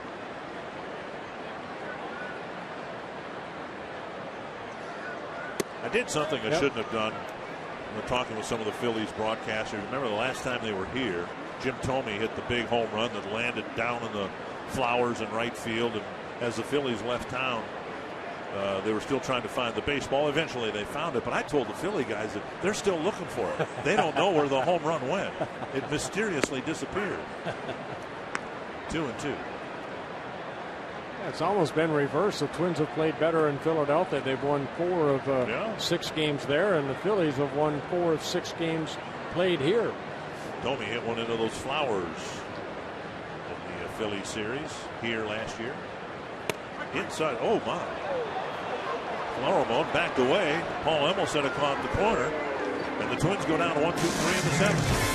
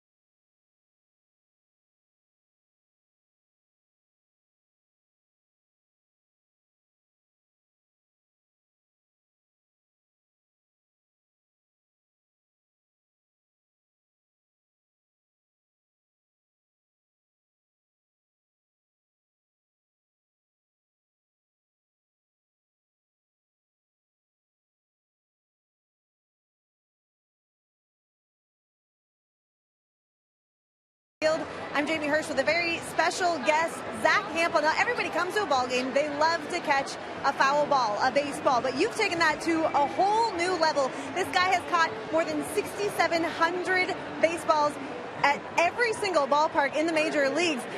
And tonight you've already caught 12. So tell me, when did this obsession of catching all these baseballs begin? It really started when I was 4 years old and saw baseball on TV for the first time. The cameras would follow balls flying into the crowd. I saw fans going nuts when they caught them, and I thought, man, I got to do that someday. And this year, it's all for a good cause. He is going across the country. Really, tell me about your mission to raise money for Pitch In for baseball. Yeah, well, I've partnered up with, got a base hit to left field there. I've partnered up with Big Sunflower Seeds this season. They're sending me to all 30 ballparks, challenging me to snag a game-used ball at every single one of them. And for every venue where I succeed, Biggs is going to donate $500 to Pitch In for baseball. We talked about it on the pregame show. Well, that's fantastic. Yeah. I hate to cut you off there, but we're going to send it back to Dick and Bert. Guys, just a great cause. He's already raised $10,500 thanks to today's game caught ball. And again, to donate, pitchinforbaseball.org. And great project. With a leadoff single here in the 8th, Michael Young will bat against P.J. Walters in a throw to first. Well, Walters right now, he's in an area that only one other pitcher has been able to do, and that's pitch into the 8th inning. That's Kevin Correa, so hopefully Walters can get through the 8th here. That's something no one's done. Breaking ball down and away. Kevin Correa actually did it in that 5-0 win against the Texas Rangers. Oh, yes. 8 shutout innings. That's it. So giving the bullpen, as there are a couple guys up in the bullpen. So a needed break. See if we can get a ground ball right here. The hit by Quintero, the 5th hit for the Phillies. A double and 4 singles. Breaking ball over 1-1. Young has one of the hits, had another one taken away, and a fine play by Florimon to start the ball game. You see the pitch count at 90 pitches for Walters. AC Fiend, Brian Dunsing warming up.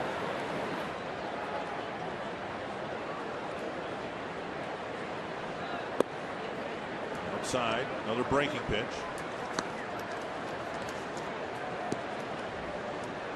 Trying to coax 3 more outs. It's always been a tough out right here. Michael Young, almost 2,300 major league hits in his career. 13 seasons with the Rangers in his first season with the Phillies. 2-1. fouled away, barring a double play, given the state of the game, a 2-1 lead.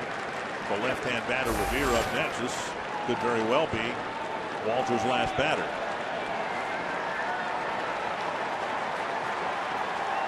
Saw Dunsing and Fiend warm up.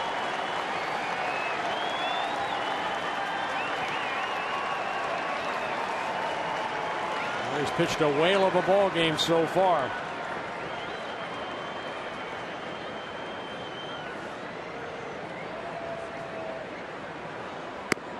Got him looking. Floated a curve over the inside corner. One away. And it looks like there will be no move from the Twins dugout. Almost like a big slurve right here. Tonight, P.J. Walters with 5 strikeouts in a ball game has been attacking the strike zone with the fastball, the breaking ball. Fielding his position. There's the strikeout of Michael Young for his 5th strikeout. Walters going after Ben Revere.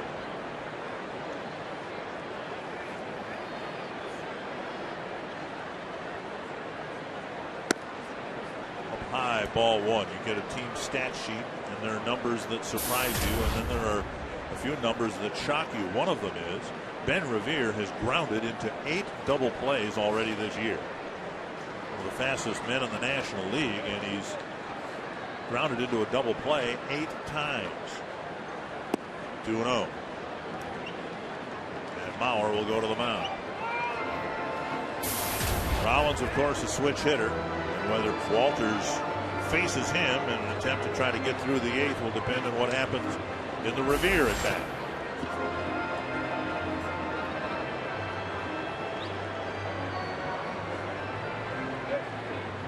For P.J. Walters, this is his 20th Major League start, his 36th Major League appearance. He has 1 complete game, that coming last year in Chicago against the White Sox.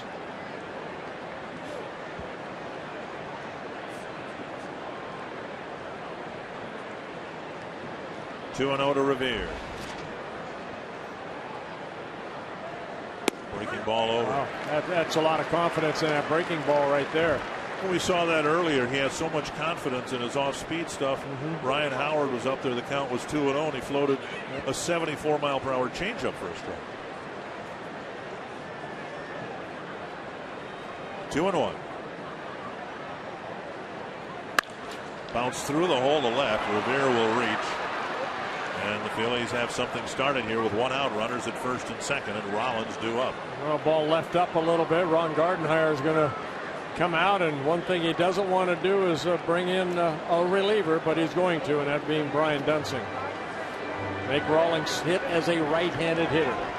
Walters, if in fact he comes out, will come off the mound with an ERA of 2.13 on the season. Getting a nice ovation right here from the crowd at Target Field. Good job by P.J. Walters.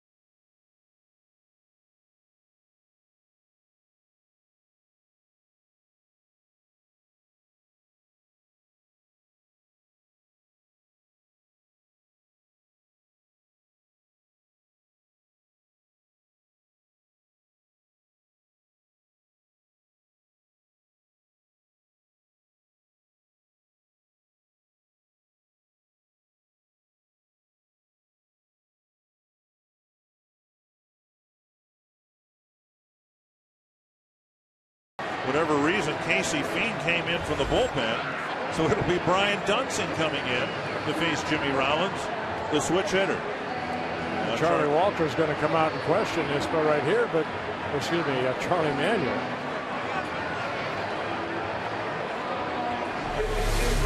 Hutch Carty right here. He's saying left-hander. I mean, Brian Dunsing. Bobby Cuellar out there. He can't really see who are they calling, and he said Casey Fiend. So confusion there. There was some confusion in the World Series a couple years ago. The Cardinals got all messed up with that, and I think it was uncorrectable at the time. Charlie Manuel talking with Paul Emmel about that, and now he wants to further the discussion with, I'm assuming Gary Darling is the crew chief here. He's heading over to second base. That's Bruce Dreckman over at second base. Well, clearly the manager signaled for the left-hander, and for some reason Casey Fiend was sent in from the bullpen.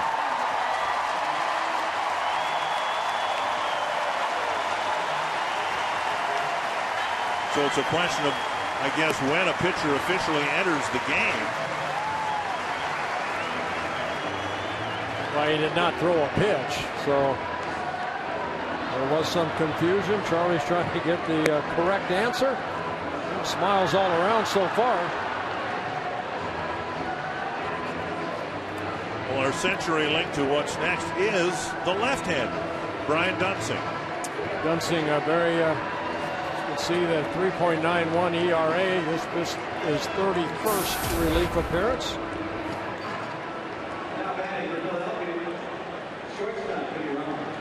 So Jimmy Rollins will hit as a right-handed batter.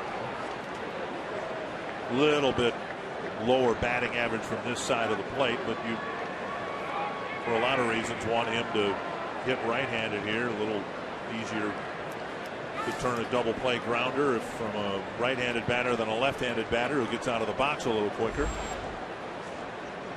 Down and away, ball one. Well, with one out, too, you have Ryan Howard, a left-handed hitter, up. So the move would be to bring in Brian Dunsing. You know, as you mentioned, the numbers are a little bit on the lower side for Rawlings than as a left-handed hitter. 1-0. Swing and a foul. Staggers Mauer.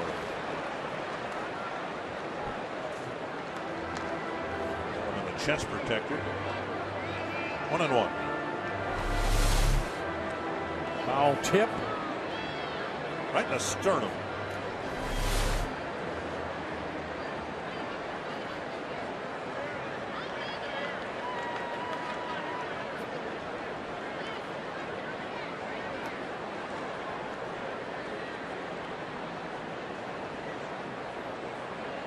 One and one to Jimmy Rollins.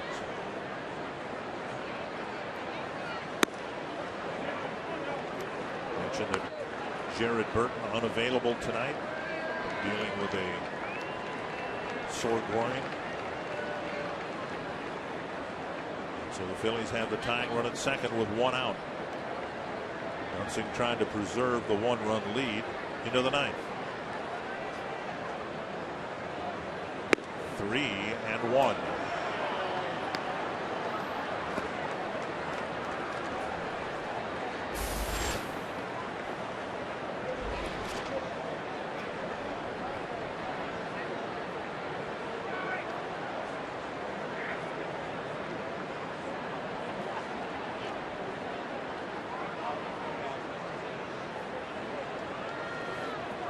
Quintero checked at second. That's Franson at second base. Franson, I'm sorry.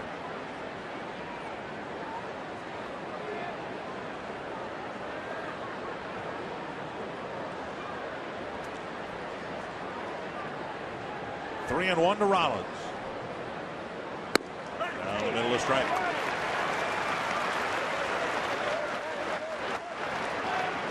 Rollins, 242 at bats. He's bounced into one double play.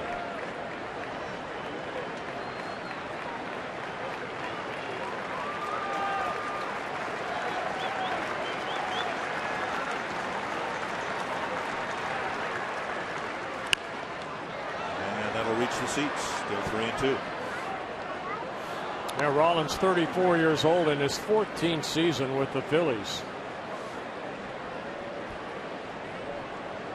A good career with the Phillies.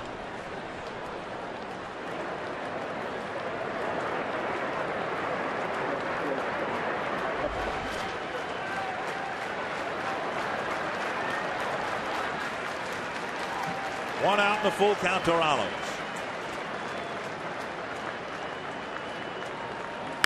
Popped up again, back into the seats.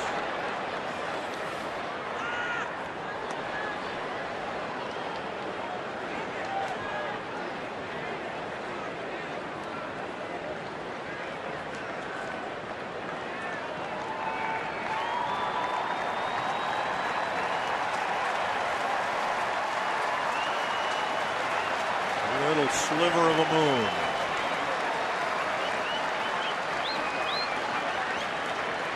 And the slimmest of leads for the Twins. 2 down. A big strikeout right there for Brian Dunsing. Rawlings fouled off a couple 3-2 pitches, then a high fastball that he swings through.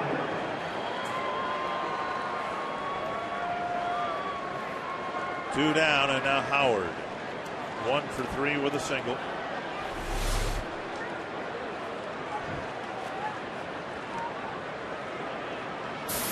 And Dunsing wants to have a chat with Mauer.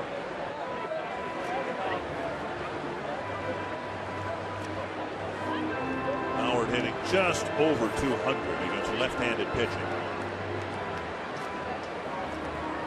And a lot of strikeouts. 58 at bats, 26 strikeouts.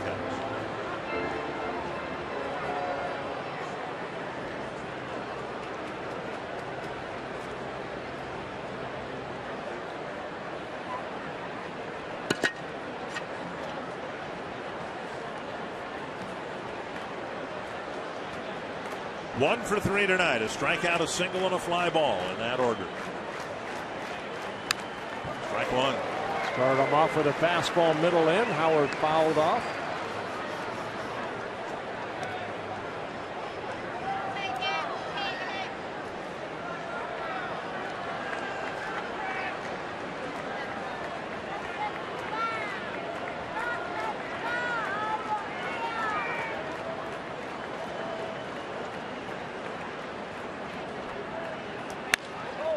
Base hit right field.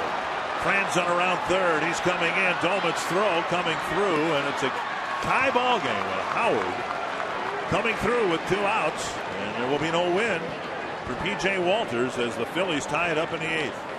That looked like a high breaking ball, and Howard picking up his second hit, driving in his 31st run.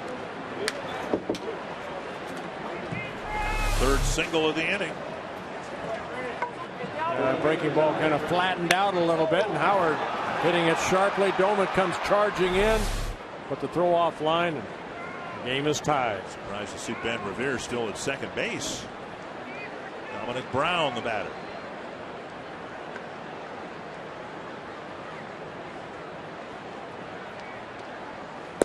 Off the plate, ball 1.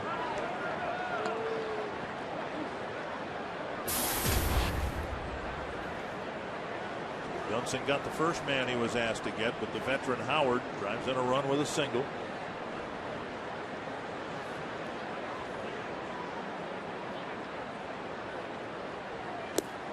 Dug out by Mauer, and it's 2-0.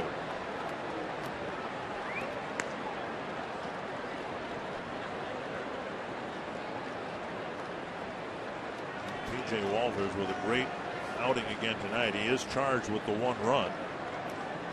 Because of the leadoff single. Yeah, Ben Revere's still his responsibility at second base. Lifted foul and out of play, 2-1.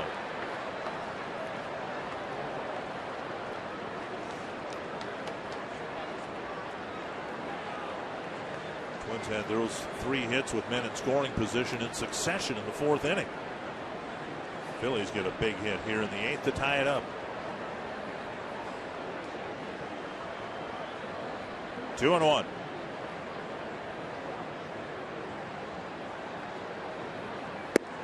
Three and one with Delman Young on deck.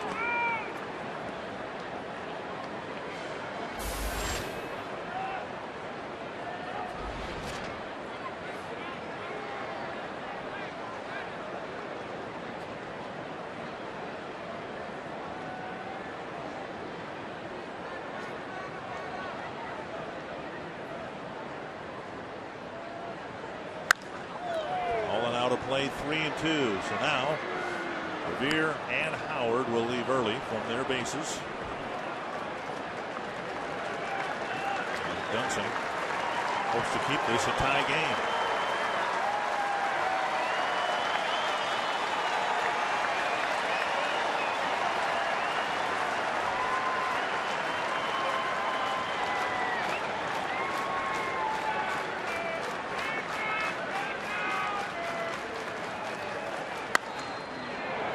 Foul.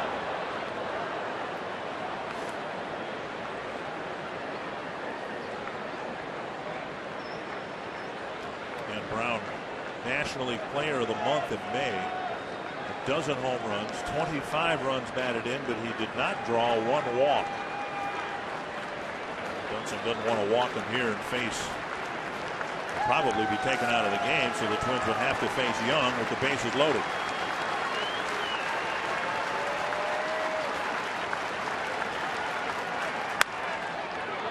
Roller to second. Dozier flips to Morneau and the inning ends. 3 singles and the tying run for the Phillies in the 8th.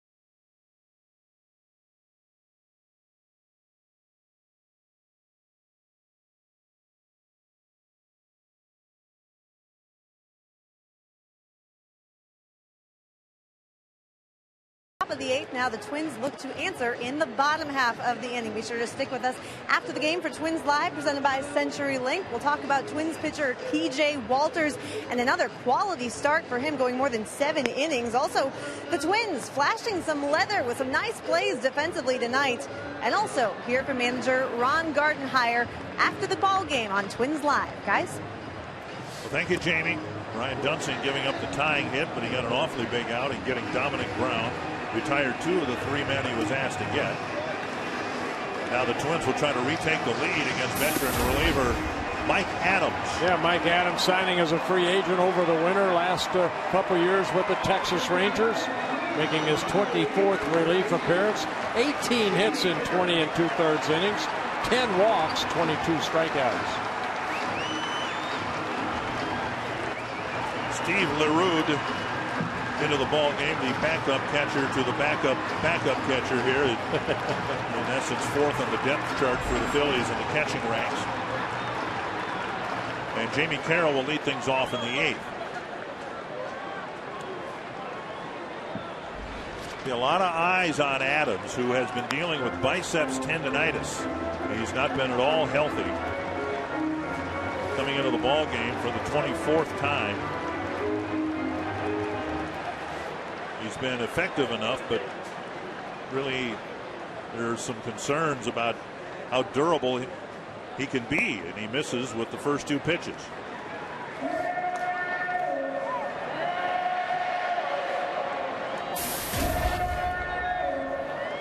Carroll's been behind in his at-bats all night long, but has a couple of hits.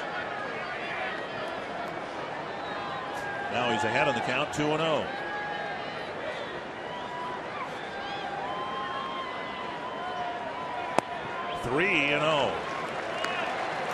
Adams was really good for the Rangers, as you said, for half of 1 year and all of last year.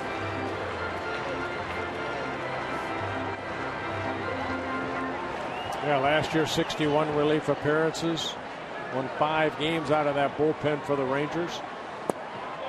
And a 4-pitch walk puts Carroll aboard. Well, almost like the delivery right there looks like he's trying to force the ball a little bit. Well, Adams comes in and walks the first batter. Last pitch down in the strike zone. Now Carroll aboard, Mauer at the plate. Galvis to the mound.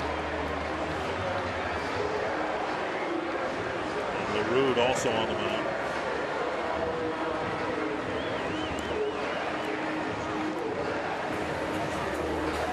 Antonio Bastardo warming up.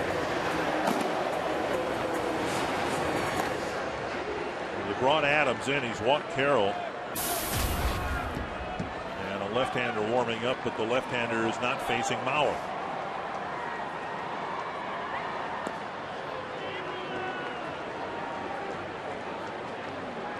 Mauer hitless in the ball game tonight.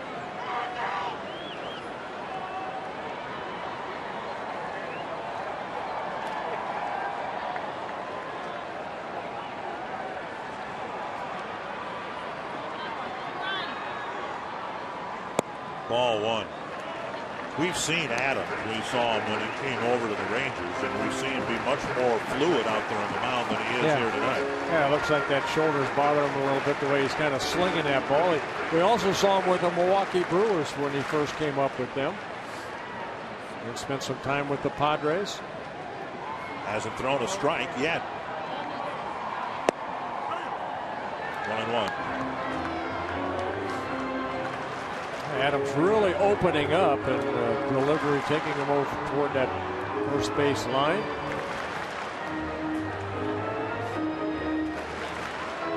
Now we're taking a little extra time getting back in the box.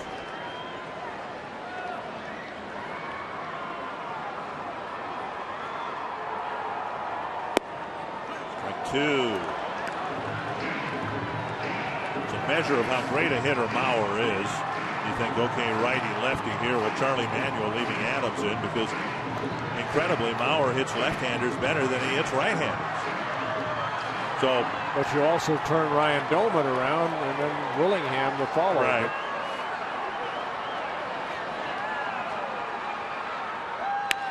Grounded to the right side, a base hit. Carroll will round second, and he'll hold up there. So a leadoff walk, a follow-up single, and the Twins have a threat in the 8th. Yeah, he got the count to 1 ball, 2 strikes on that good sinker down and away, and then he slowed a breaking ball, and that allowed Joe Mauer to wait back and then find that hole between first and second. There's this a breaking ball that Joe gets right there into right field. And Mauer picks up his first hit of the ball game in the 8th for the Twins. Over the last 2 weeks, when the Twins have gotten a big hit, and most of them have been driven in, most of those hits provided by Ryan Doman. Down the middle, a strike.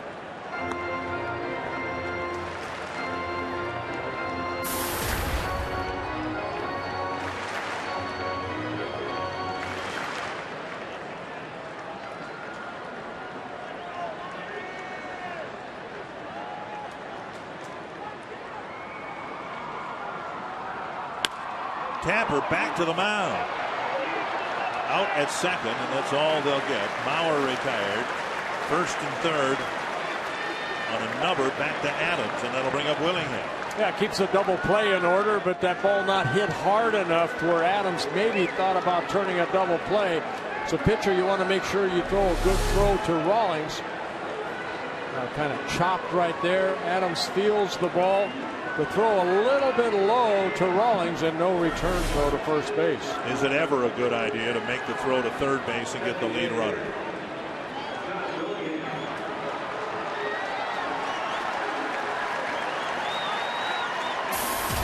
Willingham to batter.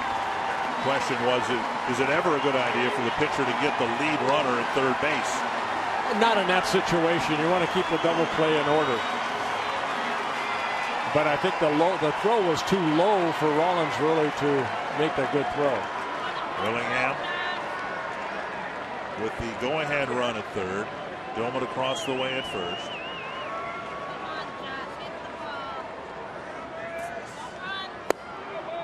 Low, ball one.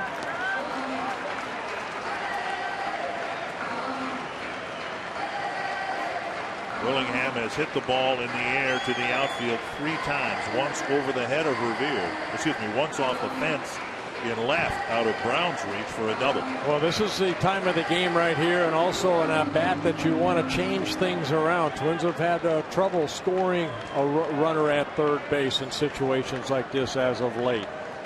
So a big at-bat for Willingham. That's foul. 1-1. Adams serving Willingham a breaking ball. Tapped it behind the plate. Just barely foul.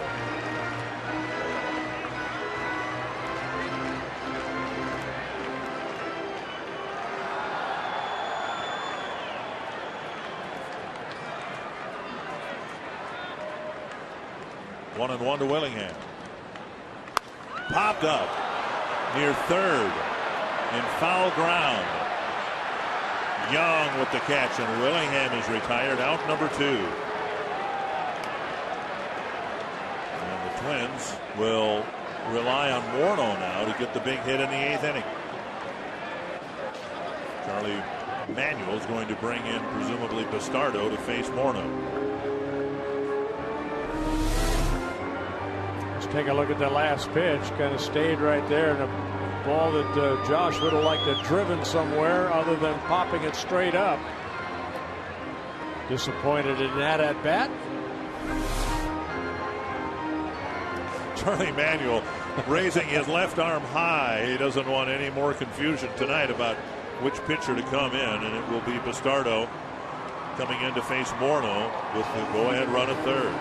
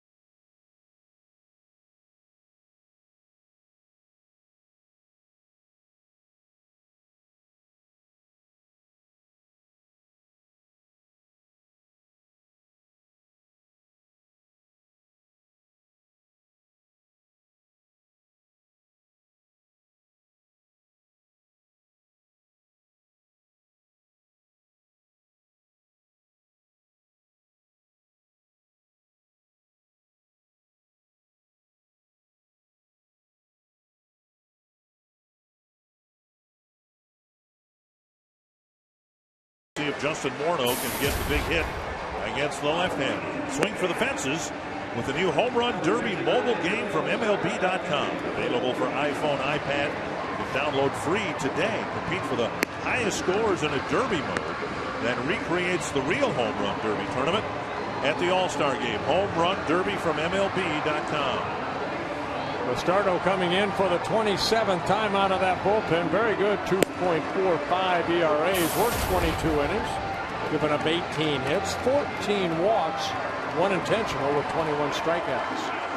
Morno's handled lefties okay, hitting over 250 against them. In fact, he has 2 hits tonight against the lefty Cole Hamels. An RBI double in the 4th. Smashed one against the scoreboard in right center field, and then he chipped a single into center.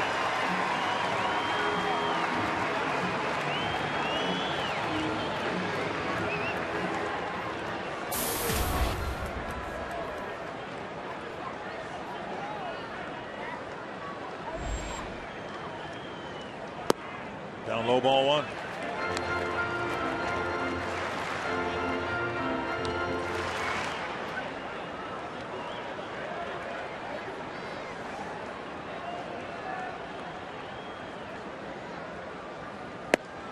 Fastball, a strike, 1-1.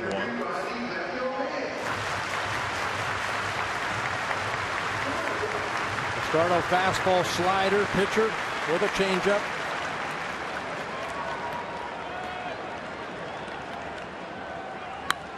Got a pitch up and in, and he fouled it to the screen.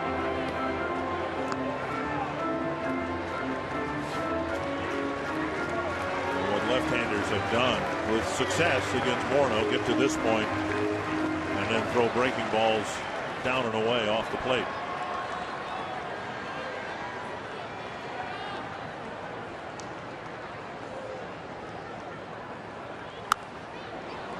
Fastball up and in, and Morno fouls it back again. That was nowhere near Rude's target.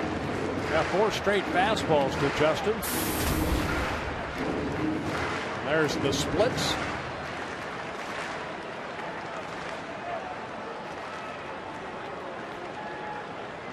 Now the slider. Hold back. Still 1-2. That slider left up.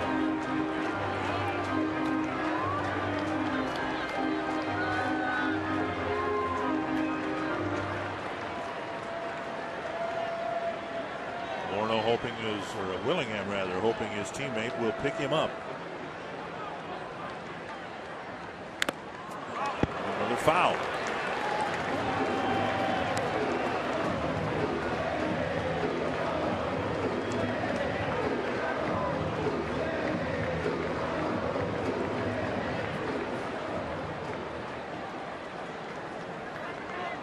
Another 1-2 to Morno.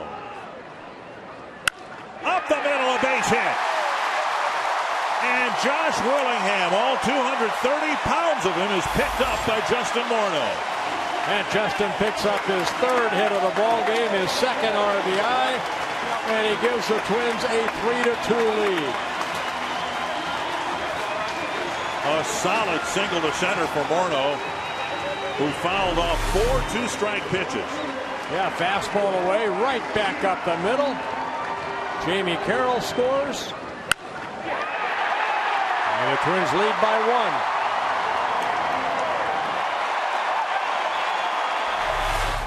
And that'll bring up Arcia. A double in 3 trips. A double sandwiched by strikeouts. Up and in, ball 1. The leadoff walk by Adams eventually comes around to score. The Phillies got a big 2-out hit from their first baseman. And the Twins in the bottom of the inning get a big 2-out hit from their first baseman. One and one.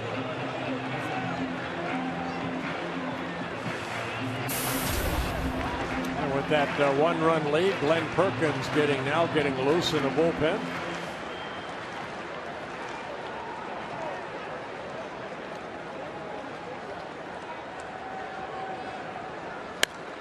One and two.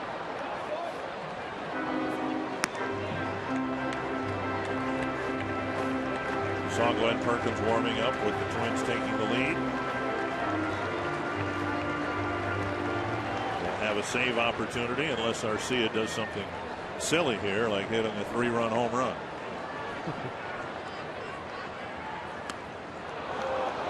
Arcia strikes out, but the Twins are enjoying a fun night at the ballpark from Justin Morneau. 2 runs batted in and a big single in the 8th, putting them back in front.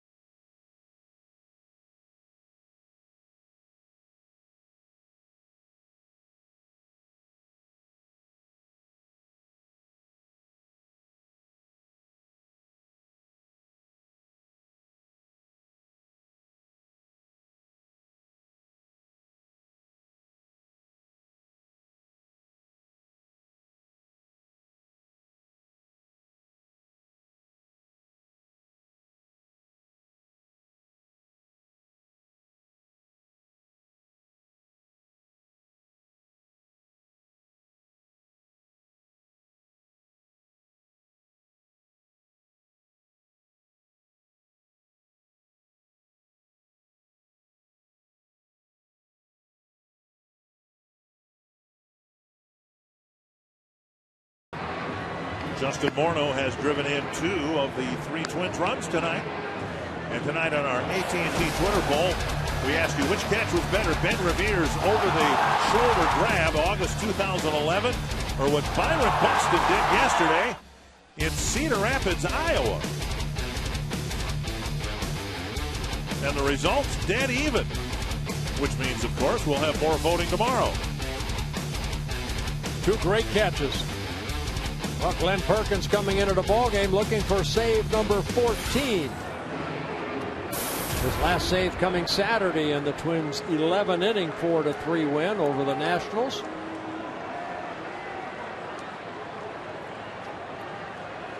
Delman Young waiting for him. First pitch fouled back.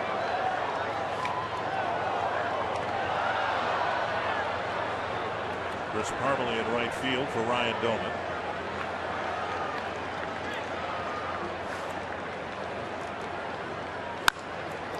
A liner to Morneau.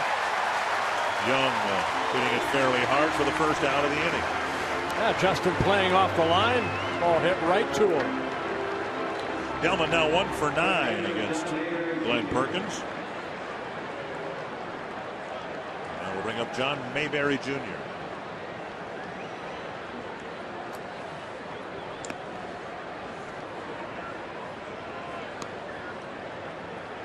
Mayberry reached on an error on Morneau in the third inning rather, and scored on a Young single. And then a double and a ground ball to short have followed. Ball 1. It's been nice about this ball game, Dick, as P.J. Walters pitched into the 8th inning. You don't need 4 or 5 relievers to come into the ball game, especially since 2 of them were unavailable. Right. Ryan Presley and Jared Burke. Driven to center. Thomas for out number 2. So 2 line drive outs. Glenn Perkins living right so far. See him shake his head side to side. He's 1 out away from a save. Freddie Galvis is the batter for Philadelphia. Galvis now hitting as a right-handed hitter, where he's hitting .242. 0 for 2 with a walk in the ball game. Galvis getting more playing time. Chase Utley on the disabled list. Breaking ball over for strike 1.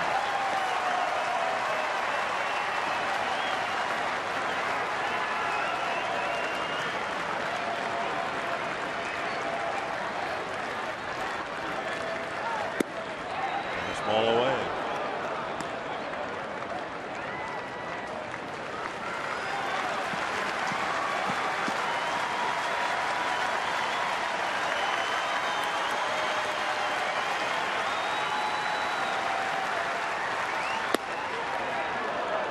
Breaking ball missing the inside corner. 2-1.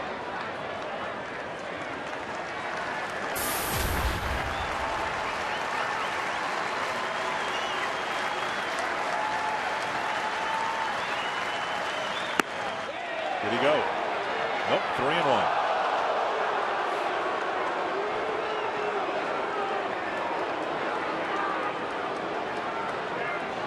Giroux, the catcher, will bat if Galvis reaches.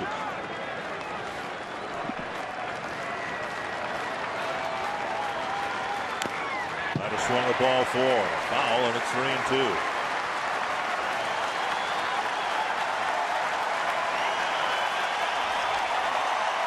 Crowd here, Target Field, getting on their feet.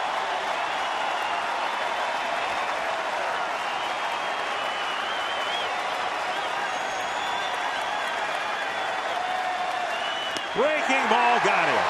A 1-2-3 ninth, and a great way for this long homestand to get started. 14th save for Perkins. Good time. 2-out hitting by Justin Morneau. 3 hits in a ball game. Couple RBIs. Good win for the Twins. No home runs were hit in the game. The home run challenge continues through Father's Day, and you can still make a pledge by going online to homerunchallenge.org. Twins pitcher struck out 7 Phillies tonight. The Twins organization has donated $28,000 this week for prostate cancer research. Dave Benn's a great way for this homestand to start. Not much offense, but just enough to eke out a Twins win. Yeah, just a shame P.J. Walters wasn't on the winning side because he pitched brilliantly, but overall 5 wins in the last 6 games here at Target Field for the Twins. We'll break it down on CenturyLink Twins Live coming up.